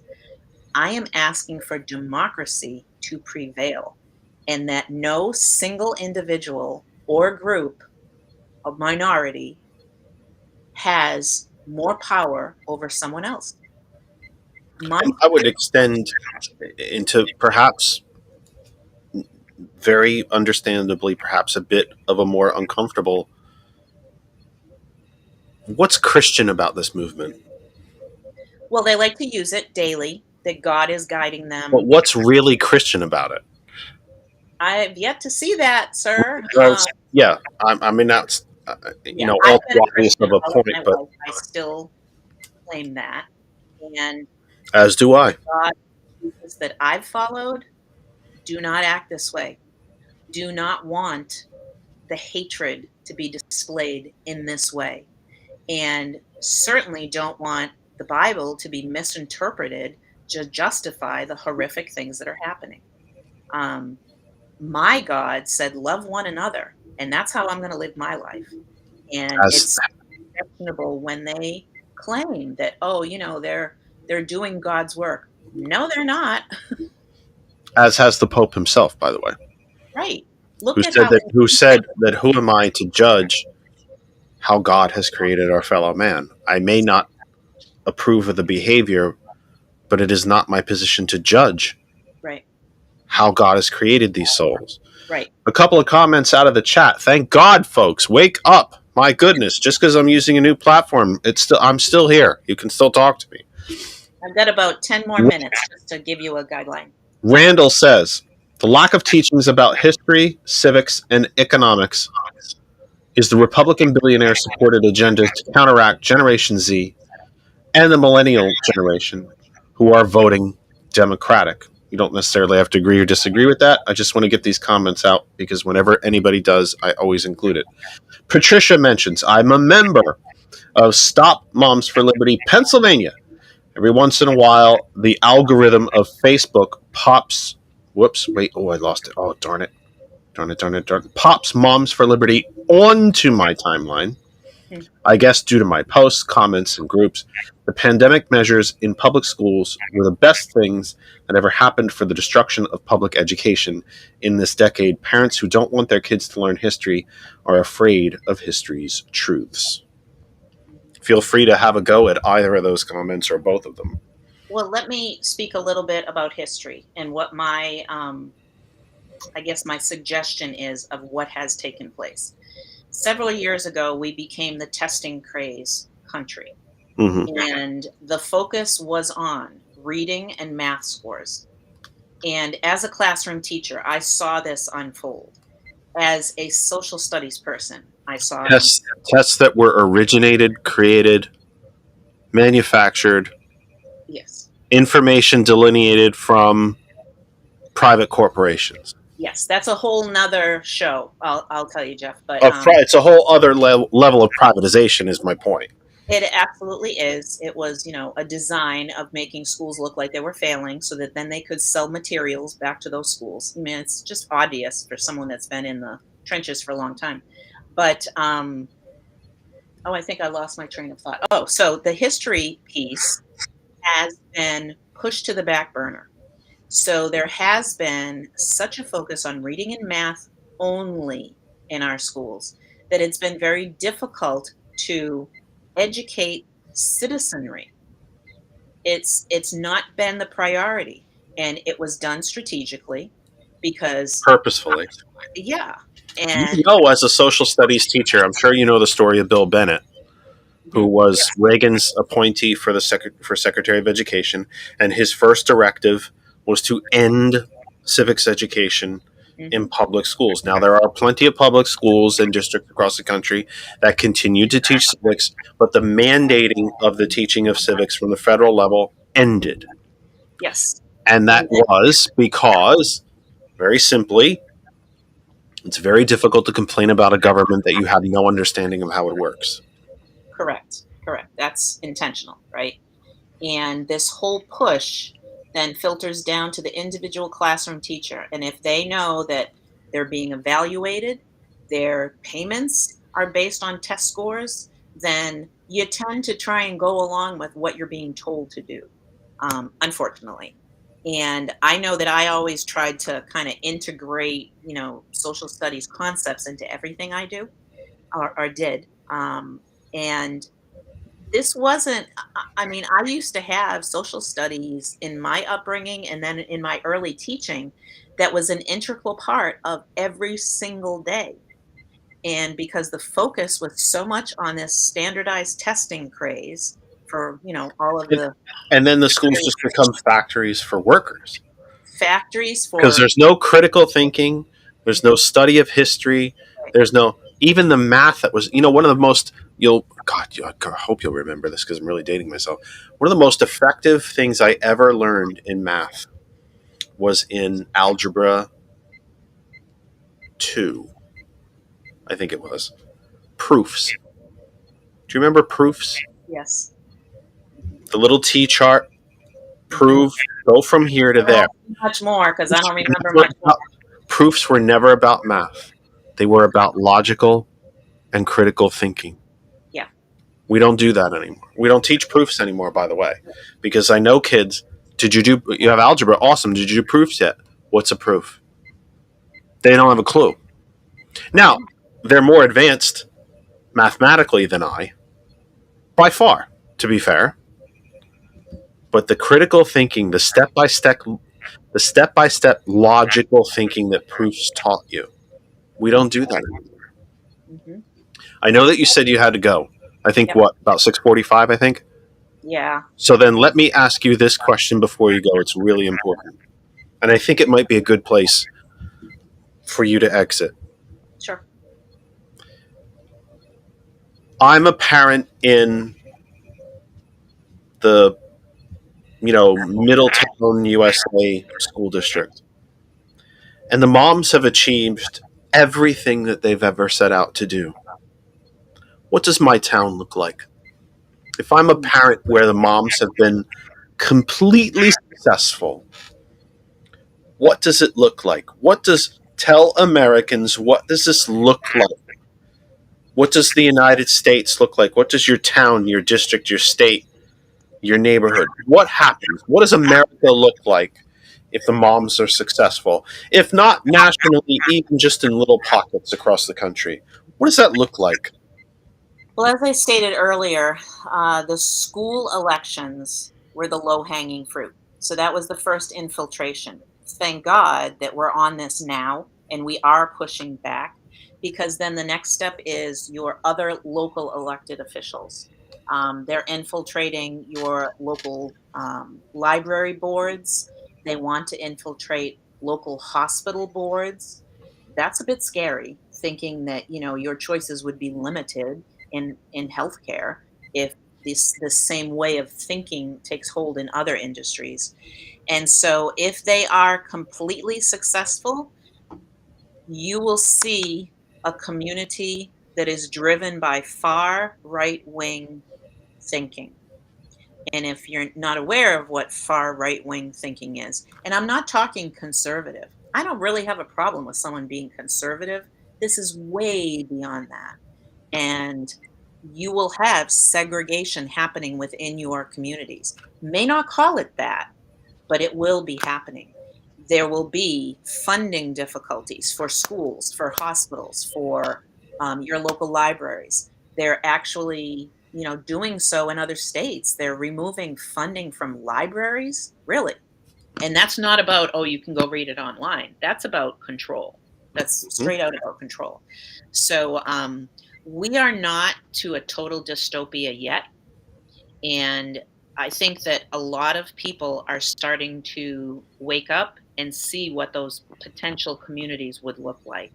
If you take over a school district, if they then infiltrate, take over a superintendency, all the people that make the decisions for how your children are educated.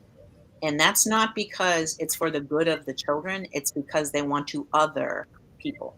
They want to control what children learn. They want to control that critical thinking that you just mentioned, because then you have an educated citizenry. And the ultimate goal is to have followers, not leaders. So your community will become a community of factory workers, the old way of keep them down, keep Factory them. town, Yeah, I mean, we will see where that. the richest man in town is also the mayor, who also Yes. runs the schools. You Yes. rent your home from the company, and you buy your groceries at the company store. Yeah, And isn't it just so ironic that if you make $1,000 a week, you owe $1,000 a week, and exactly. Exactly. So it's not for the good of man that anything is happening. It is for the good of groups. And those a very groups, small group of about 4,000 global billionaires. they don't include us. And so, again, it's not conspiracy. There are little pieces of this unfolding. In my own county, they flipped my board to a Moms for Liberty backed um, majority, and they fired our superintendent on that first day. And now they have replaced him with a Moms for Liberty and Moms of America person that they endorse. So, we'll see what's going to unfold. And in my own county, I'm watching closely. Um, this was a person that had, a close relationship with one of the founders, Tiffany Justice of Moms for Liberty. He's now my superintendent in my county. So, are my red flags raised? Absolutely. And we just have to pay attention to what's going on before it becomes so far gone that we've lost. So many of the people running Moms for Liberty are these so-called good Christians, patriotic Americans. How many death threats have you received? No death threats yet, and probably today. Oh, I got you beat 2-0. Sorry. Oh, well, good for you. Got you beat. No, I've had threats against, legal action, threats against other things or businesses that I'm associated with. There's really, it's not a formal threat, but they have exposed information about my son that I am fighting legally. And so if they kill me, if they come after me, if they silence me, we've started a movement. And I can go away Oh, you tomorrow. don't have to tell me. We're used to it in this family. Exactly, right? They can get rid of me. If they really want to spend all their time trying to defame me, trying to make me look like I'm a false prophet or whatever, go for it. Because this isn't me anymore. It may have been me when I had the first little, hey, let's have a Facebook group, but this isn't me. This is, close to 10,000 people that are in a movement across this country. So we're not going to slow down. Our membership is very enthusiastic and they are fighting. And growing. And growing every day. Right now, because of all these, infiltration that these idiots are trying to do, we have currently 450 in our membership queue ready to go.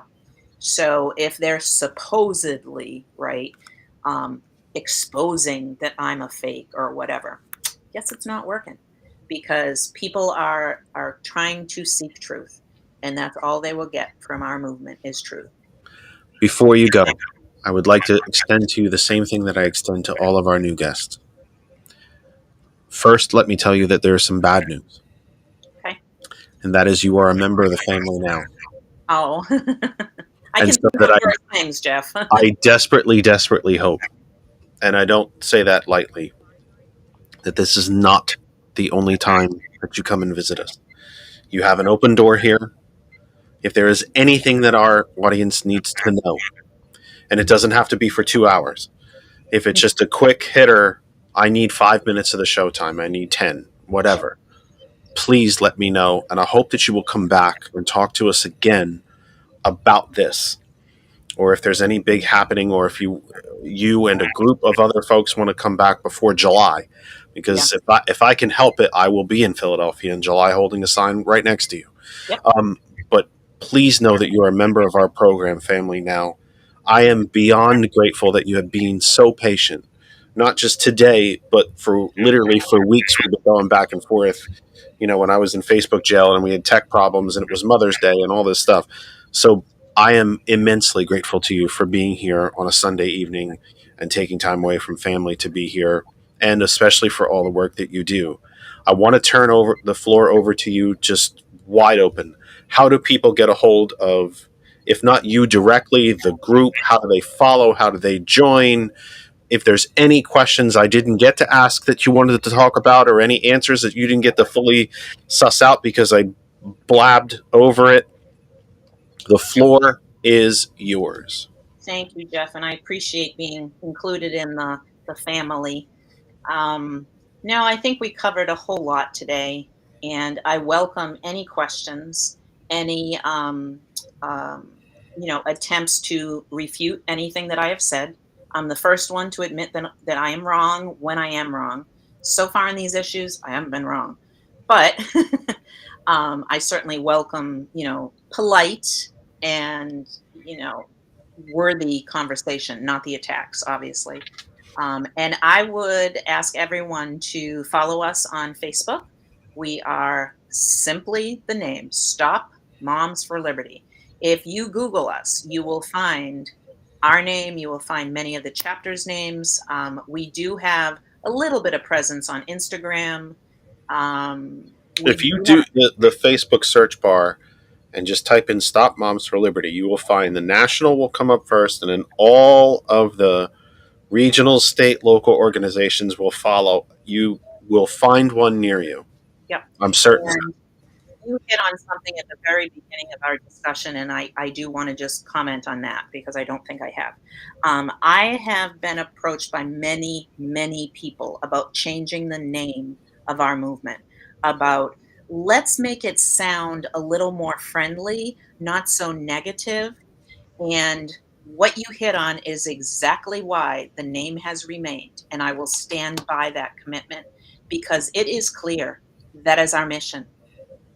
No one has to search to find out what Stop Moms for Liberty is about. Or what it means, or what it stands for. It means. Yeah, yeah. Thank you so much for the platform. And, I'll just keep talking and, keep sharing. And I know that more and more people are being informed. And our last elections in Pennsylvania, in New York, had really good results against moms. Yeah, and we didn't even get to mention that, though. There was a very recent trend I found heading into a few weeks before the primary of so many of these Moms for Liberty candidates publicly coming out and saying, "Oh, I'm not part of that anymore." Exactly. Except you knew damn well they were. Yeah. Because they had an awful lot of money to spend on a school primary election. Yeah.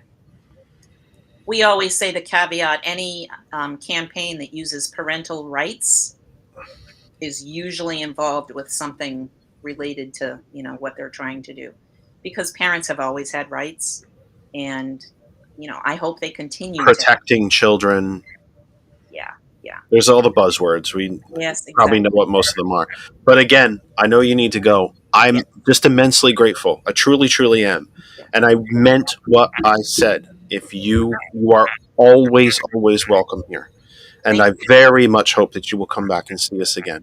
Thank you. Will do. And we'll watch closely and keep sharing links for your programming. Keep tuning in. Yeah. Keep on the right side of life. That's all. So. Thank you very much for being here. Thank you. Bye.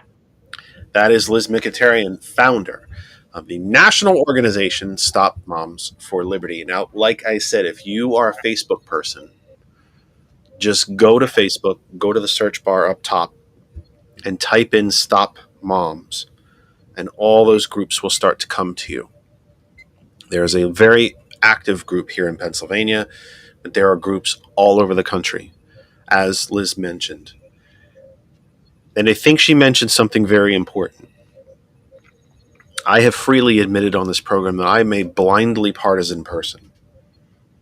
I believe that the Democratic Party and everything that it stands for is what's best for this country. But that doesn't mean that I am unwilling to have conversations with other people who disagree with me.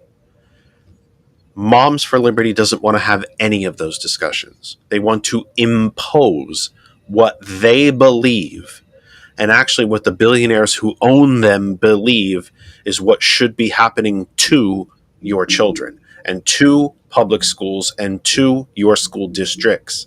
This isn't about polite, informative, constructive political debate. This is the imposition of the will and wants of a very small group of billionaires on your lives. Schools are usually the largest expenditure in your local and state tax bills, but they're also what helps determine your property values. We're not talking about we're not just talking about changing public education. We're talking about ending it. Simply because poor kids and black kids and Latino kids and gay kids use it. The wealthy white kids can pay for their education. And even these billionaires don't want them to have to pay for it. They want to take your tax money to pay for it and leave you without it. That's what this is. This is really, really, really happening. As Liz mentioned, she thought this was a conspiracy theory until she studied it and found the conspiracy. There's a connotation to the word conspiracy, which makes you think that it's fake somehow. This is not fake. This is not a form of like ethereal thought. This is not a theory in any way. This is happening. And it reminds me of something that I saw this morning on Ali Velshi. I've told you probably too many times. If you hate MSNBC, you should still watch Ali Velshi. Not only is he one of the best people on television, he's one of the most natural television presences I've ever witnessed. He has a very, very excellent knack of taking very complicated things and making them very understandable. At the same time, being completely truthful. So where am I going? He told a story this morning of a case that has been accepted by the Supreme Court to be heard in front of them, where the EPA is being sued over its ability to exist. And what this could lead to, there are separate cases floating through the federal system suing the Securities and Exchange Commission, the Federal Election Commission, the Department of Labor, the Department of Education. These cases, if the Supreme Court should decide that the fundamental operating, the basis of the case is to try to argue that federal agencies are an extension of the executive branch, but Congress passes laws. So if Congress does not specifically, explicitly state what these agencies can do, that they can't do anything. And they're even arguing the constitutionality of the existence of the departments themselves, even though George Washington himself had a cabinet and had departments. There was a Department of War. There was a Department of State. There were federal departments at the inception of the American government. These lawsuits are arguing whether these agencies can even exist. The actual constitutionality of them at all.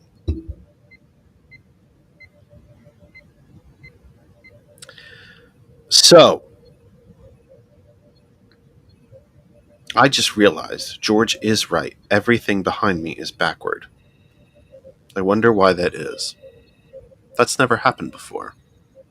That's very interesting. I just realized he's 100% correct. It's backward. That's very interesting. I wonder what that's about. That's quite... Oh, I just fixed it. Because I had a wrong setting. Sorry, George. I had a wrong setting. That said, the constitutionality of the existence of these agencies, it will fundamentally change or end the federal government as we know it if these cases stand. And would anybody doubt that this current Supreme Court will decide in favor of government or against it? It's very interesting. It's also very interesting. I changed a setting on this, but it hasn't changed for you on the video end. Look, I'm learning. It's a new program. I'm learning. I'm not sure why it hasn't changed, but apparently it hasn't. That said, unless I could possibly try to take a phone call, but what I would have to do is hold up the phone to the microphone because I don't think the Google Voice is working. And I also don't see quite a number of... That's really interesting too, George, because I'd swear that I was the right way, even though I've now changed the camera. Interesting. That said, I would have to hold the phone up to the microphone because the Google Voice program is not working through Restream because I haven't been able to figure it out. But I can take a call if you want to make one. If not, I'm probably out of here because I'm getting up really early tomorrow morning again to go to work. I wonder why that won't straighten itself out. That's interesting. Well, we'll work on that. Oh, please let me know as well. Either right now live or if you watch the recording, let me know what you thought of this. Whether you liked it, didn't like it, whatever. Let me know. I kind of like it. I think it's great that I can be in 2 places at once. If I pay them, I could be in 6 places at once. I love the fact that I can see all of your questions and comments. That means a lot to me. That they're all coming into the central hub. That's pretty cool. So I'm kind of, I'm kind of excited so far. It will only get better as we continue to try to figure out how to use the darn thing. But it seems pretty cool to me. And again, George ends up being right. George is usually right. Everything is backward behind me, but I have no idea why it's backward for you. Every time I used Zoom, I was backward, but somehow when you watched the video back, it was okay. I'm not sure how that works, but we'll have to work on that. 7:01 Eastern. I think that's about all the damage that we can do for one night. There are so many other things that I would love to get into. Maybe I can quickly get through some of the articles that we posted this week. There's been some interesting ones. Yes, gosh, George is right. Isn't he always? He's always right. All right, hang on. Let me take this out of the holder. I think I got it. I'm guessing it's Randall. Is it? Oh, I have to speaker you. Hang on. Hold on. Okay, let's try that again, my friend. Go ahead. I just hung up and pulled it back up on my flip phone, and then down below was your number, and I called it. So go for it. What's going on? What's going on, Jeff? Anyway, Well, we're just happy to be back and, trying this new program. And it seems to, some of it's working, some of it's not quite working. But hey, we're trying something different. And if you were. Hey, you won't ever be put back in Facebook jail for no logical reason. Yeah. Well, I'll tell you a quick story. Last night, I was doing my show announcements. And I got about.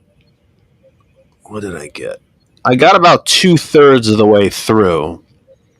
And I received a notice that I had been suspended again. Now, for whatever reason, and I'll take some of the blame onto myself,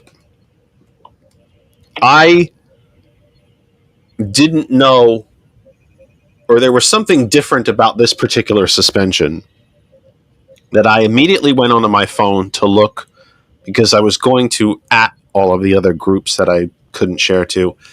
And I see a notice that you've been suspended, and I tapped on it, and I could do an instant appeal.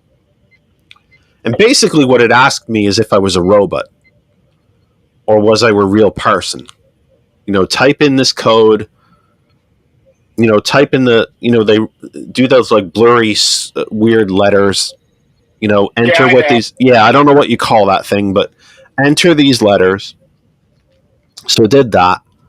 It texted me a 6-digit numerical code. I entered that, and it immediately said, "Oh, you're good."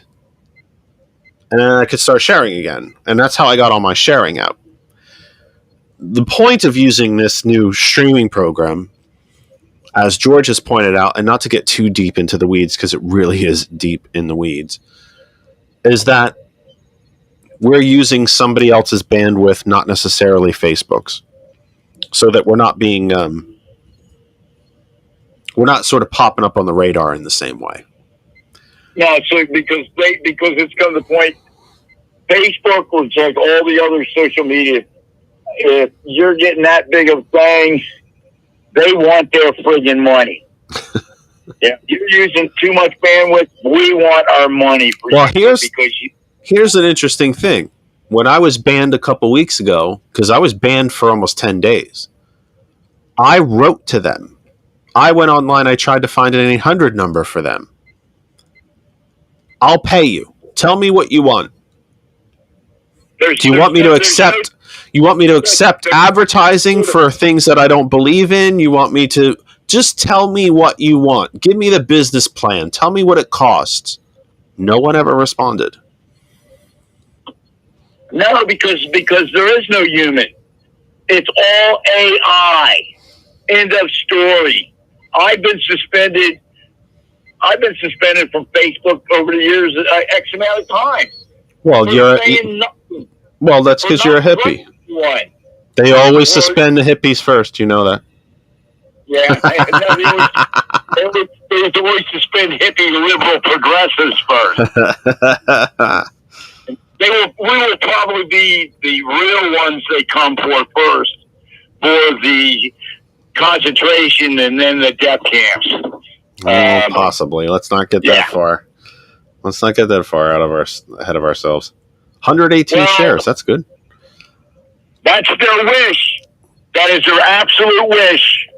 It's just like by destroying public education, their absolute wish is that they can brainwash future generations, because my 3 daughters and 3 son-in-laws and all these nieces and nephews that are in generation millennium, and all these younger people I know that are Generation Z, they don't like that they are against the Republican billionaire-supported agendas across this nation, that they are voting against Republicans, that they are voting for Democrats, and they're voting for progressive Democrats. They can't stand that, Jeff. That's why they want to destroy. They want to destroy public education as much for that reason as for getting the money, whether they own a charter school, a religious school, or a cyber school. I can't necessarily disagree. It might be that simple. And that's what fascist dictatorships do. They don't vote.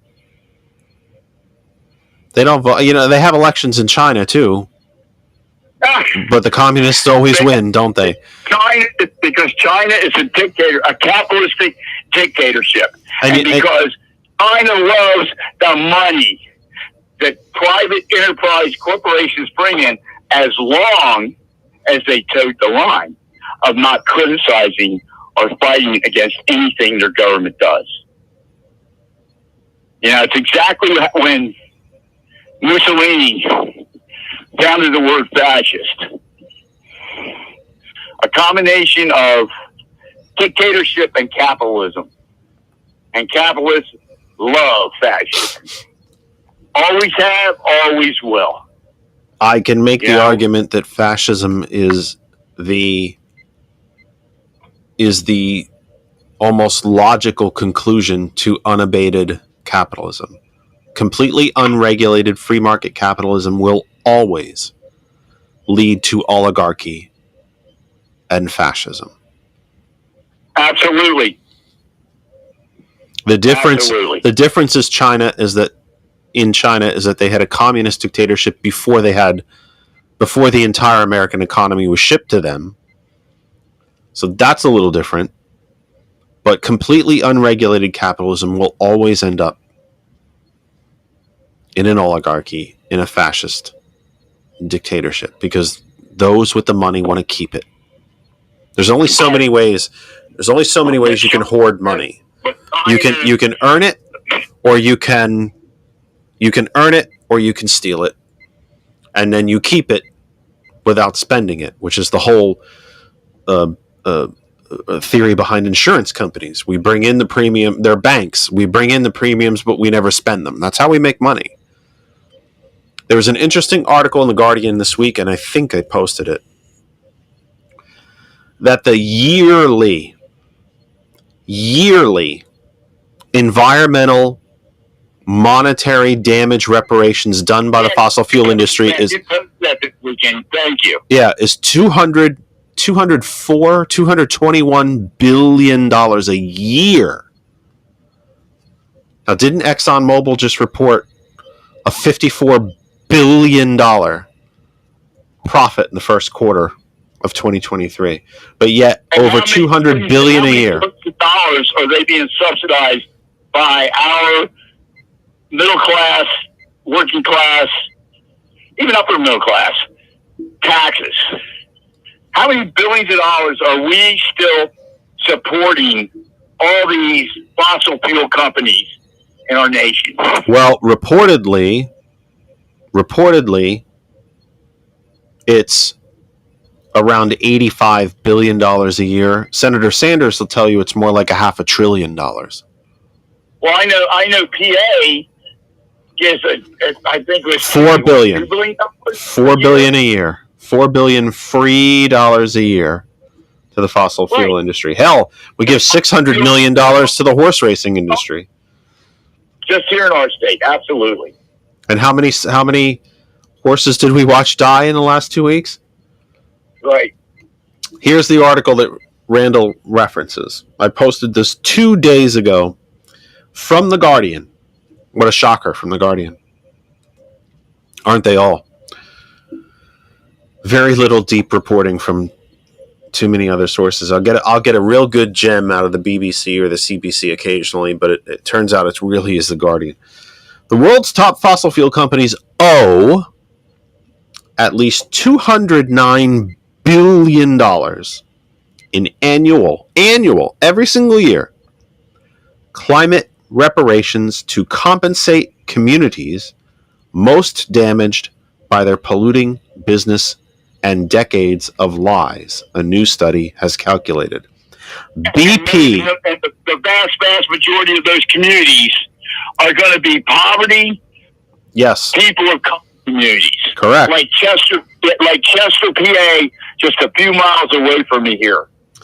BP, Shell, ExxonMobil, Total, Saudi Arabia's state oil company, and Chevron are among the largest 21 polluters, responsible for $4.5 trillion in drought, wildfires, sea level rise, and melting glaciers, among other climate catastrophes expected between 2025 and 2050, according to a groundbreaking analysis published in the journal called One Earth.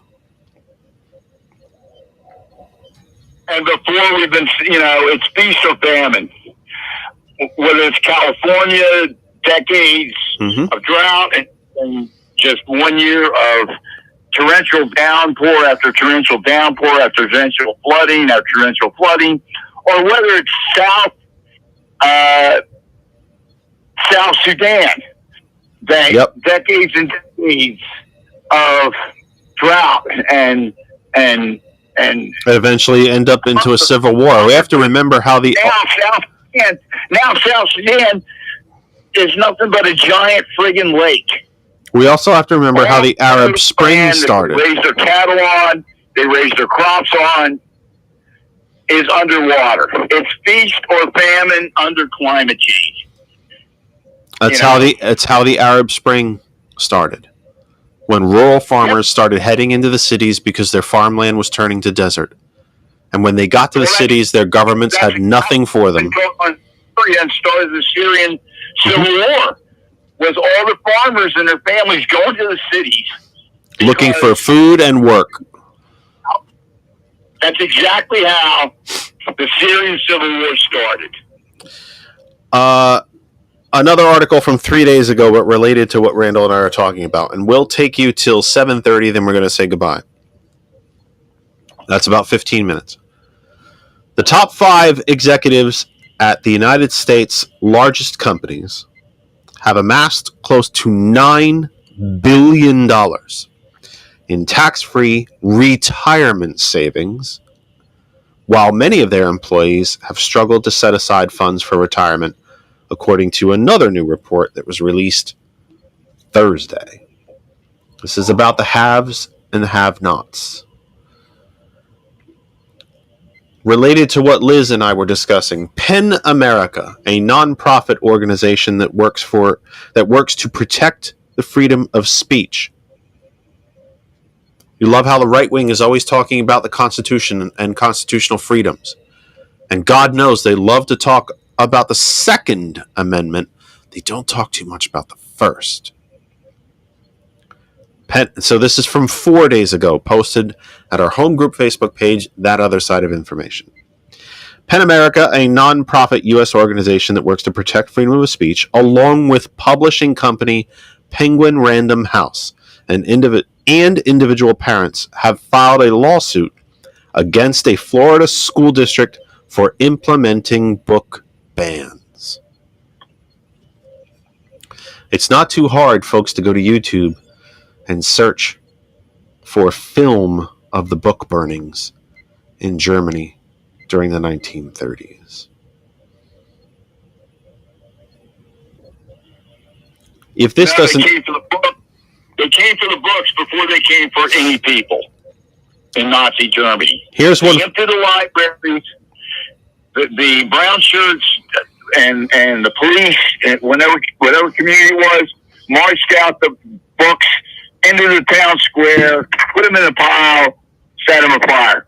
That was the actual cannon shot that started the purge, the hateful, the killing purges in Nazi Germany.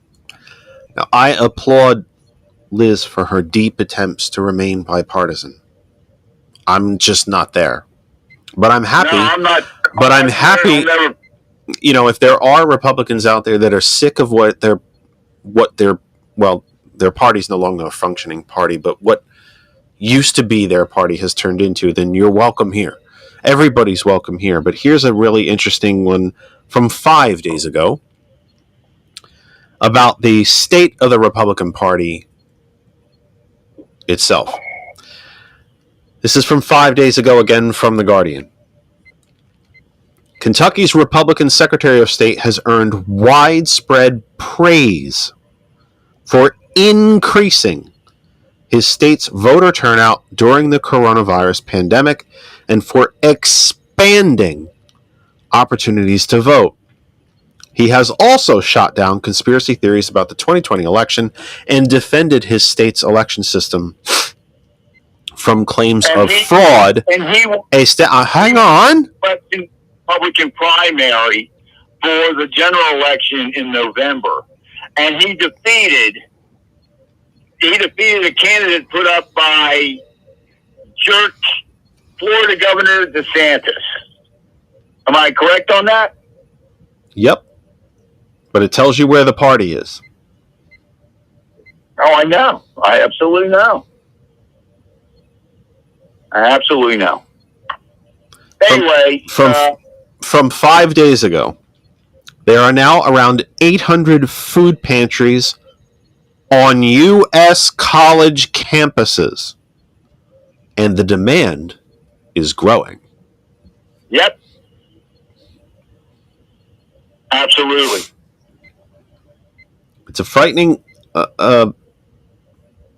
It's frightening where we find ourselves, folks. And I worked my way all through college.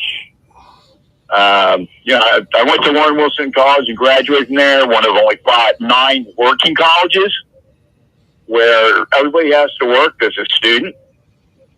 And I was on the heating and plumbing crew, and I was on some other work crews, and I'd work 15 hours a week, plus go to school full time. And then I took outside part-time jobs on the weekends. I could make beer and cigarette money in college. But that 15 hours, getting minimum wage at that time in the early 70s, paid 100% room and board. Today, it barely, because it's still paid minimum wage. In North Carolina, it barely pays for anything.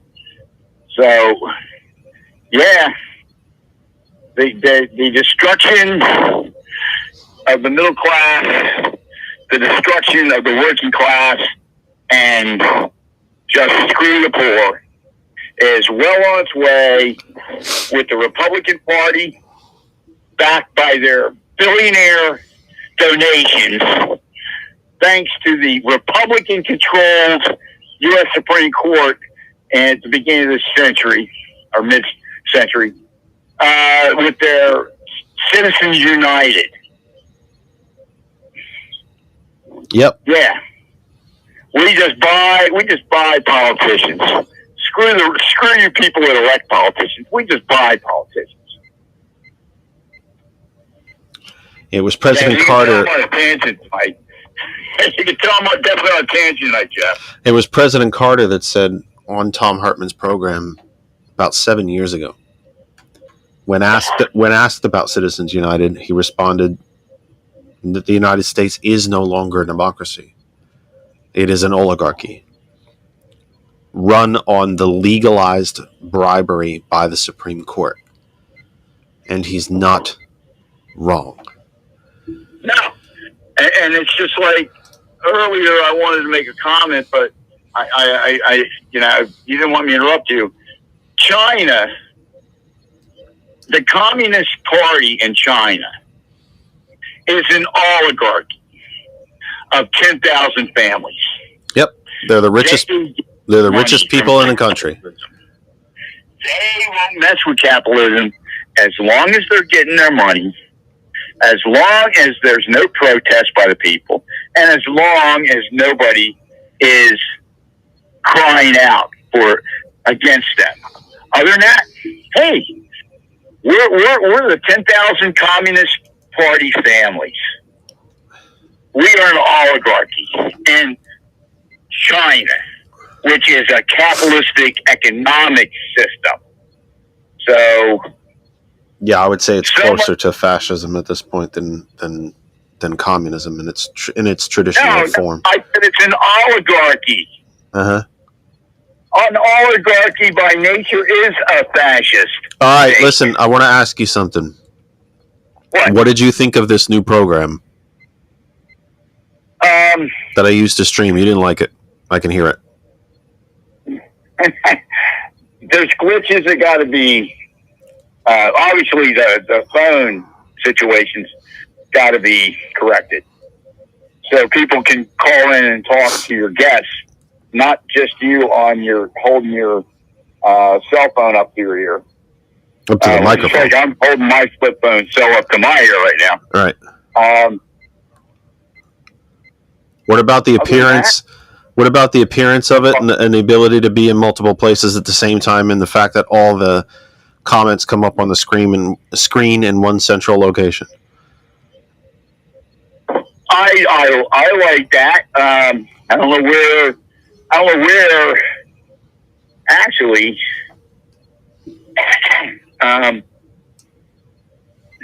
no, I don't know. Some of the things come. I don't know where they come from. Obviously, I see Jeff Kennedy, so that comes from that other side of information, which I'm on. Well, some of the comments came up through the YouTube channel too, so they all came to the same place. That's the weird thing. I saw that. Some of your comments did not come up, and I'm not sure why. The social media that I belong to, Jeff, is Facebook. Right. I'm not a member of YouTube. I watch YouTube. I can watch YouTube. I can't give a like on YouTube. I can't comment on YouTube. I watch a lot of things on YouTube, but I refuse to join. And I'm definitely not on Instagram or TikTok or any other social media platform. Now, only Facebook. So, honestly, that's where I watch your show every. Well, we got some work to do. I don't think there's nothing wrong with that. We got some work to do, but we'll get it done. No, there's nothing wrong with that. I'm glad after 3 weeks you're back on, and I can't wait till 9 o'clock. And I hope Sergeant Max show out of Missouri, Central Time Zone, will be back on here at 9 p.m. I believe that they are. Okay. I'm not sure what he's doing for Memorial Day either. He might be taking Memorial Day weekend off as well. The difference between taking Memorial Day weekend off is because everybody's off on Monday. Nobody's sitting around listening to us on a Sunday night when they have the day off the next day. I think part of our program is that when people are, the weekend is kind of winding down by Thursday. What the hell am I talking about? By Sunday evening, the weekend's kind of winding down. It's a little bit easier for people to tune in. But that said, we will not be here next week because of Memorial Day weekend. I am hoping to sleep a lot, as I did this weekend, to try to sleep, for goodness sake. And I hope we can do something fun that weekend, and enjoy it a little bit. I beg you to enjoy it as well. Please remember what Memorial Day is about. It's not just about... when I grew up in Kansas, till age 10, we went down to where my maternal homestead was in Anthony, Kansas, close to the Oklahoma border, southwest of Wichita, Kansas. And yes, we put flowers on all graves, not just my great-great-grandfather, who was a Union Civil War vet that settled after the Civil War under the Homestead Act out in Kansas. And by the way, again, I've said this before, the 1861 Republican Congress passed and signed into law by Republican Abraham Lincoln. The Homestead Act was the greatest socialistic program ever put forward in America. That if you went out to the frontier, you could stake out 165 acres to support and grow food for your family and to sell excess to market. And all you had to do to get title of the land was stay there for 5 years and do certain improvements, like maybe planting an acre of trees. Well, you could do that on the perimeter. Mm-hmm. That is the greatest socialistic program our country's government has ever passed. And that was the beginning, believe it or not, before the Industrial Revolution. That was the beginning of farmer class raising themselves up economically to pass on wealth. Right. And I can tell you by a third generation on both my mother and my father's side. Mm-hmm. Both homesteaders, one in Missouri and one in Kansas. That sent everybody to college over the years. Of course, college was essentially free. Land grant colleges were that's another socialistic program passed in that time era. The federal government giving vast swaths of land to each state to found land grant colleges. Penn State is a land grant college. Yep. Westchester State University is a land grant college. Kansas State is a land grant college. Kansas University is a land grant college. And I can just go down a list. Right. Again, another socialistic program passed by Republicans in the 19th century to help their fellow human beings.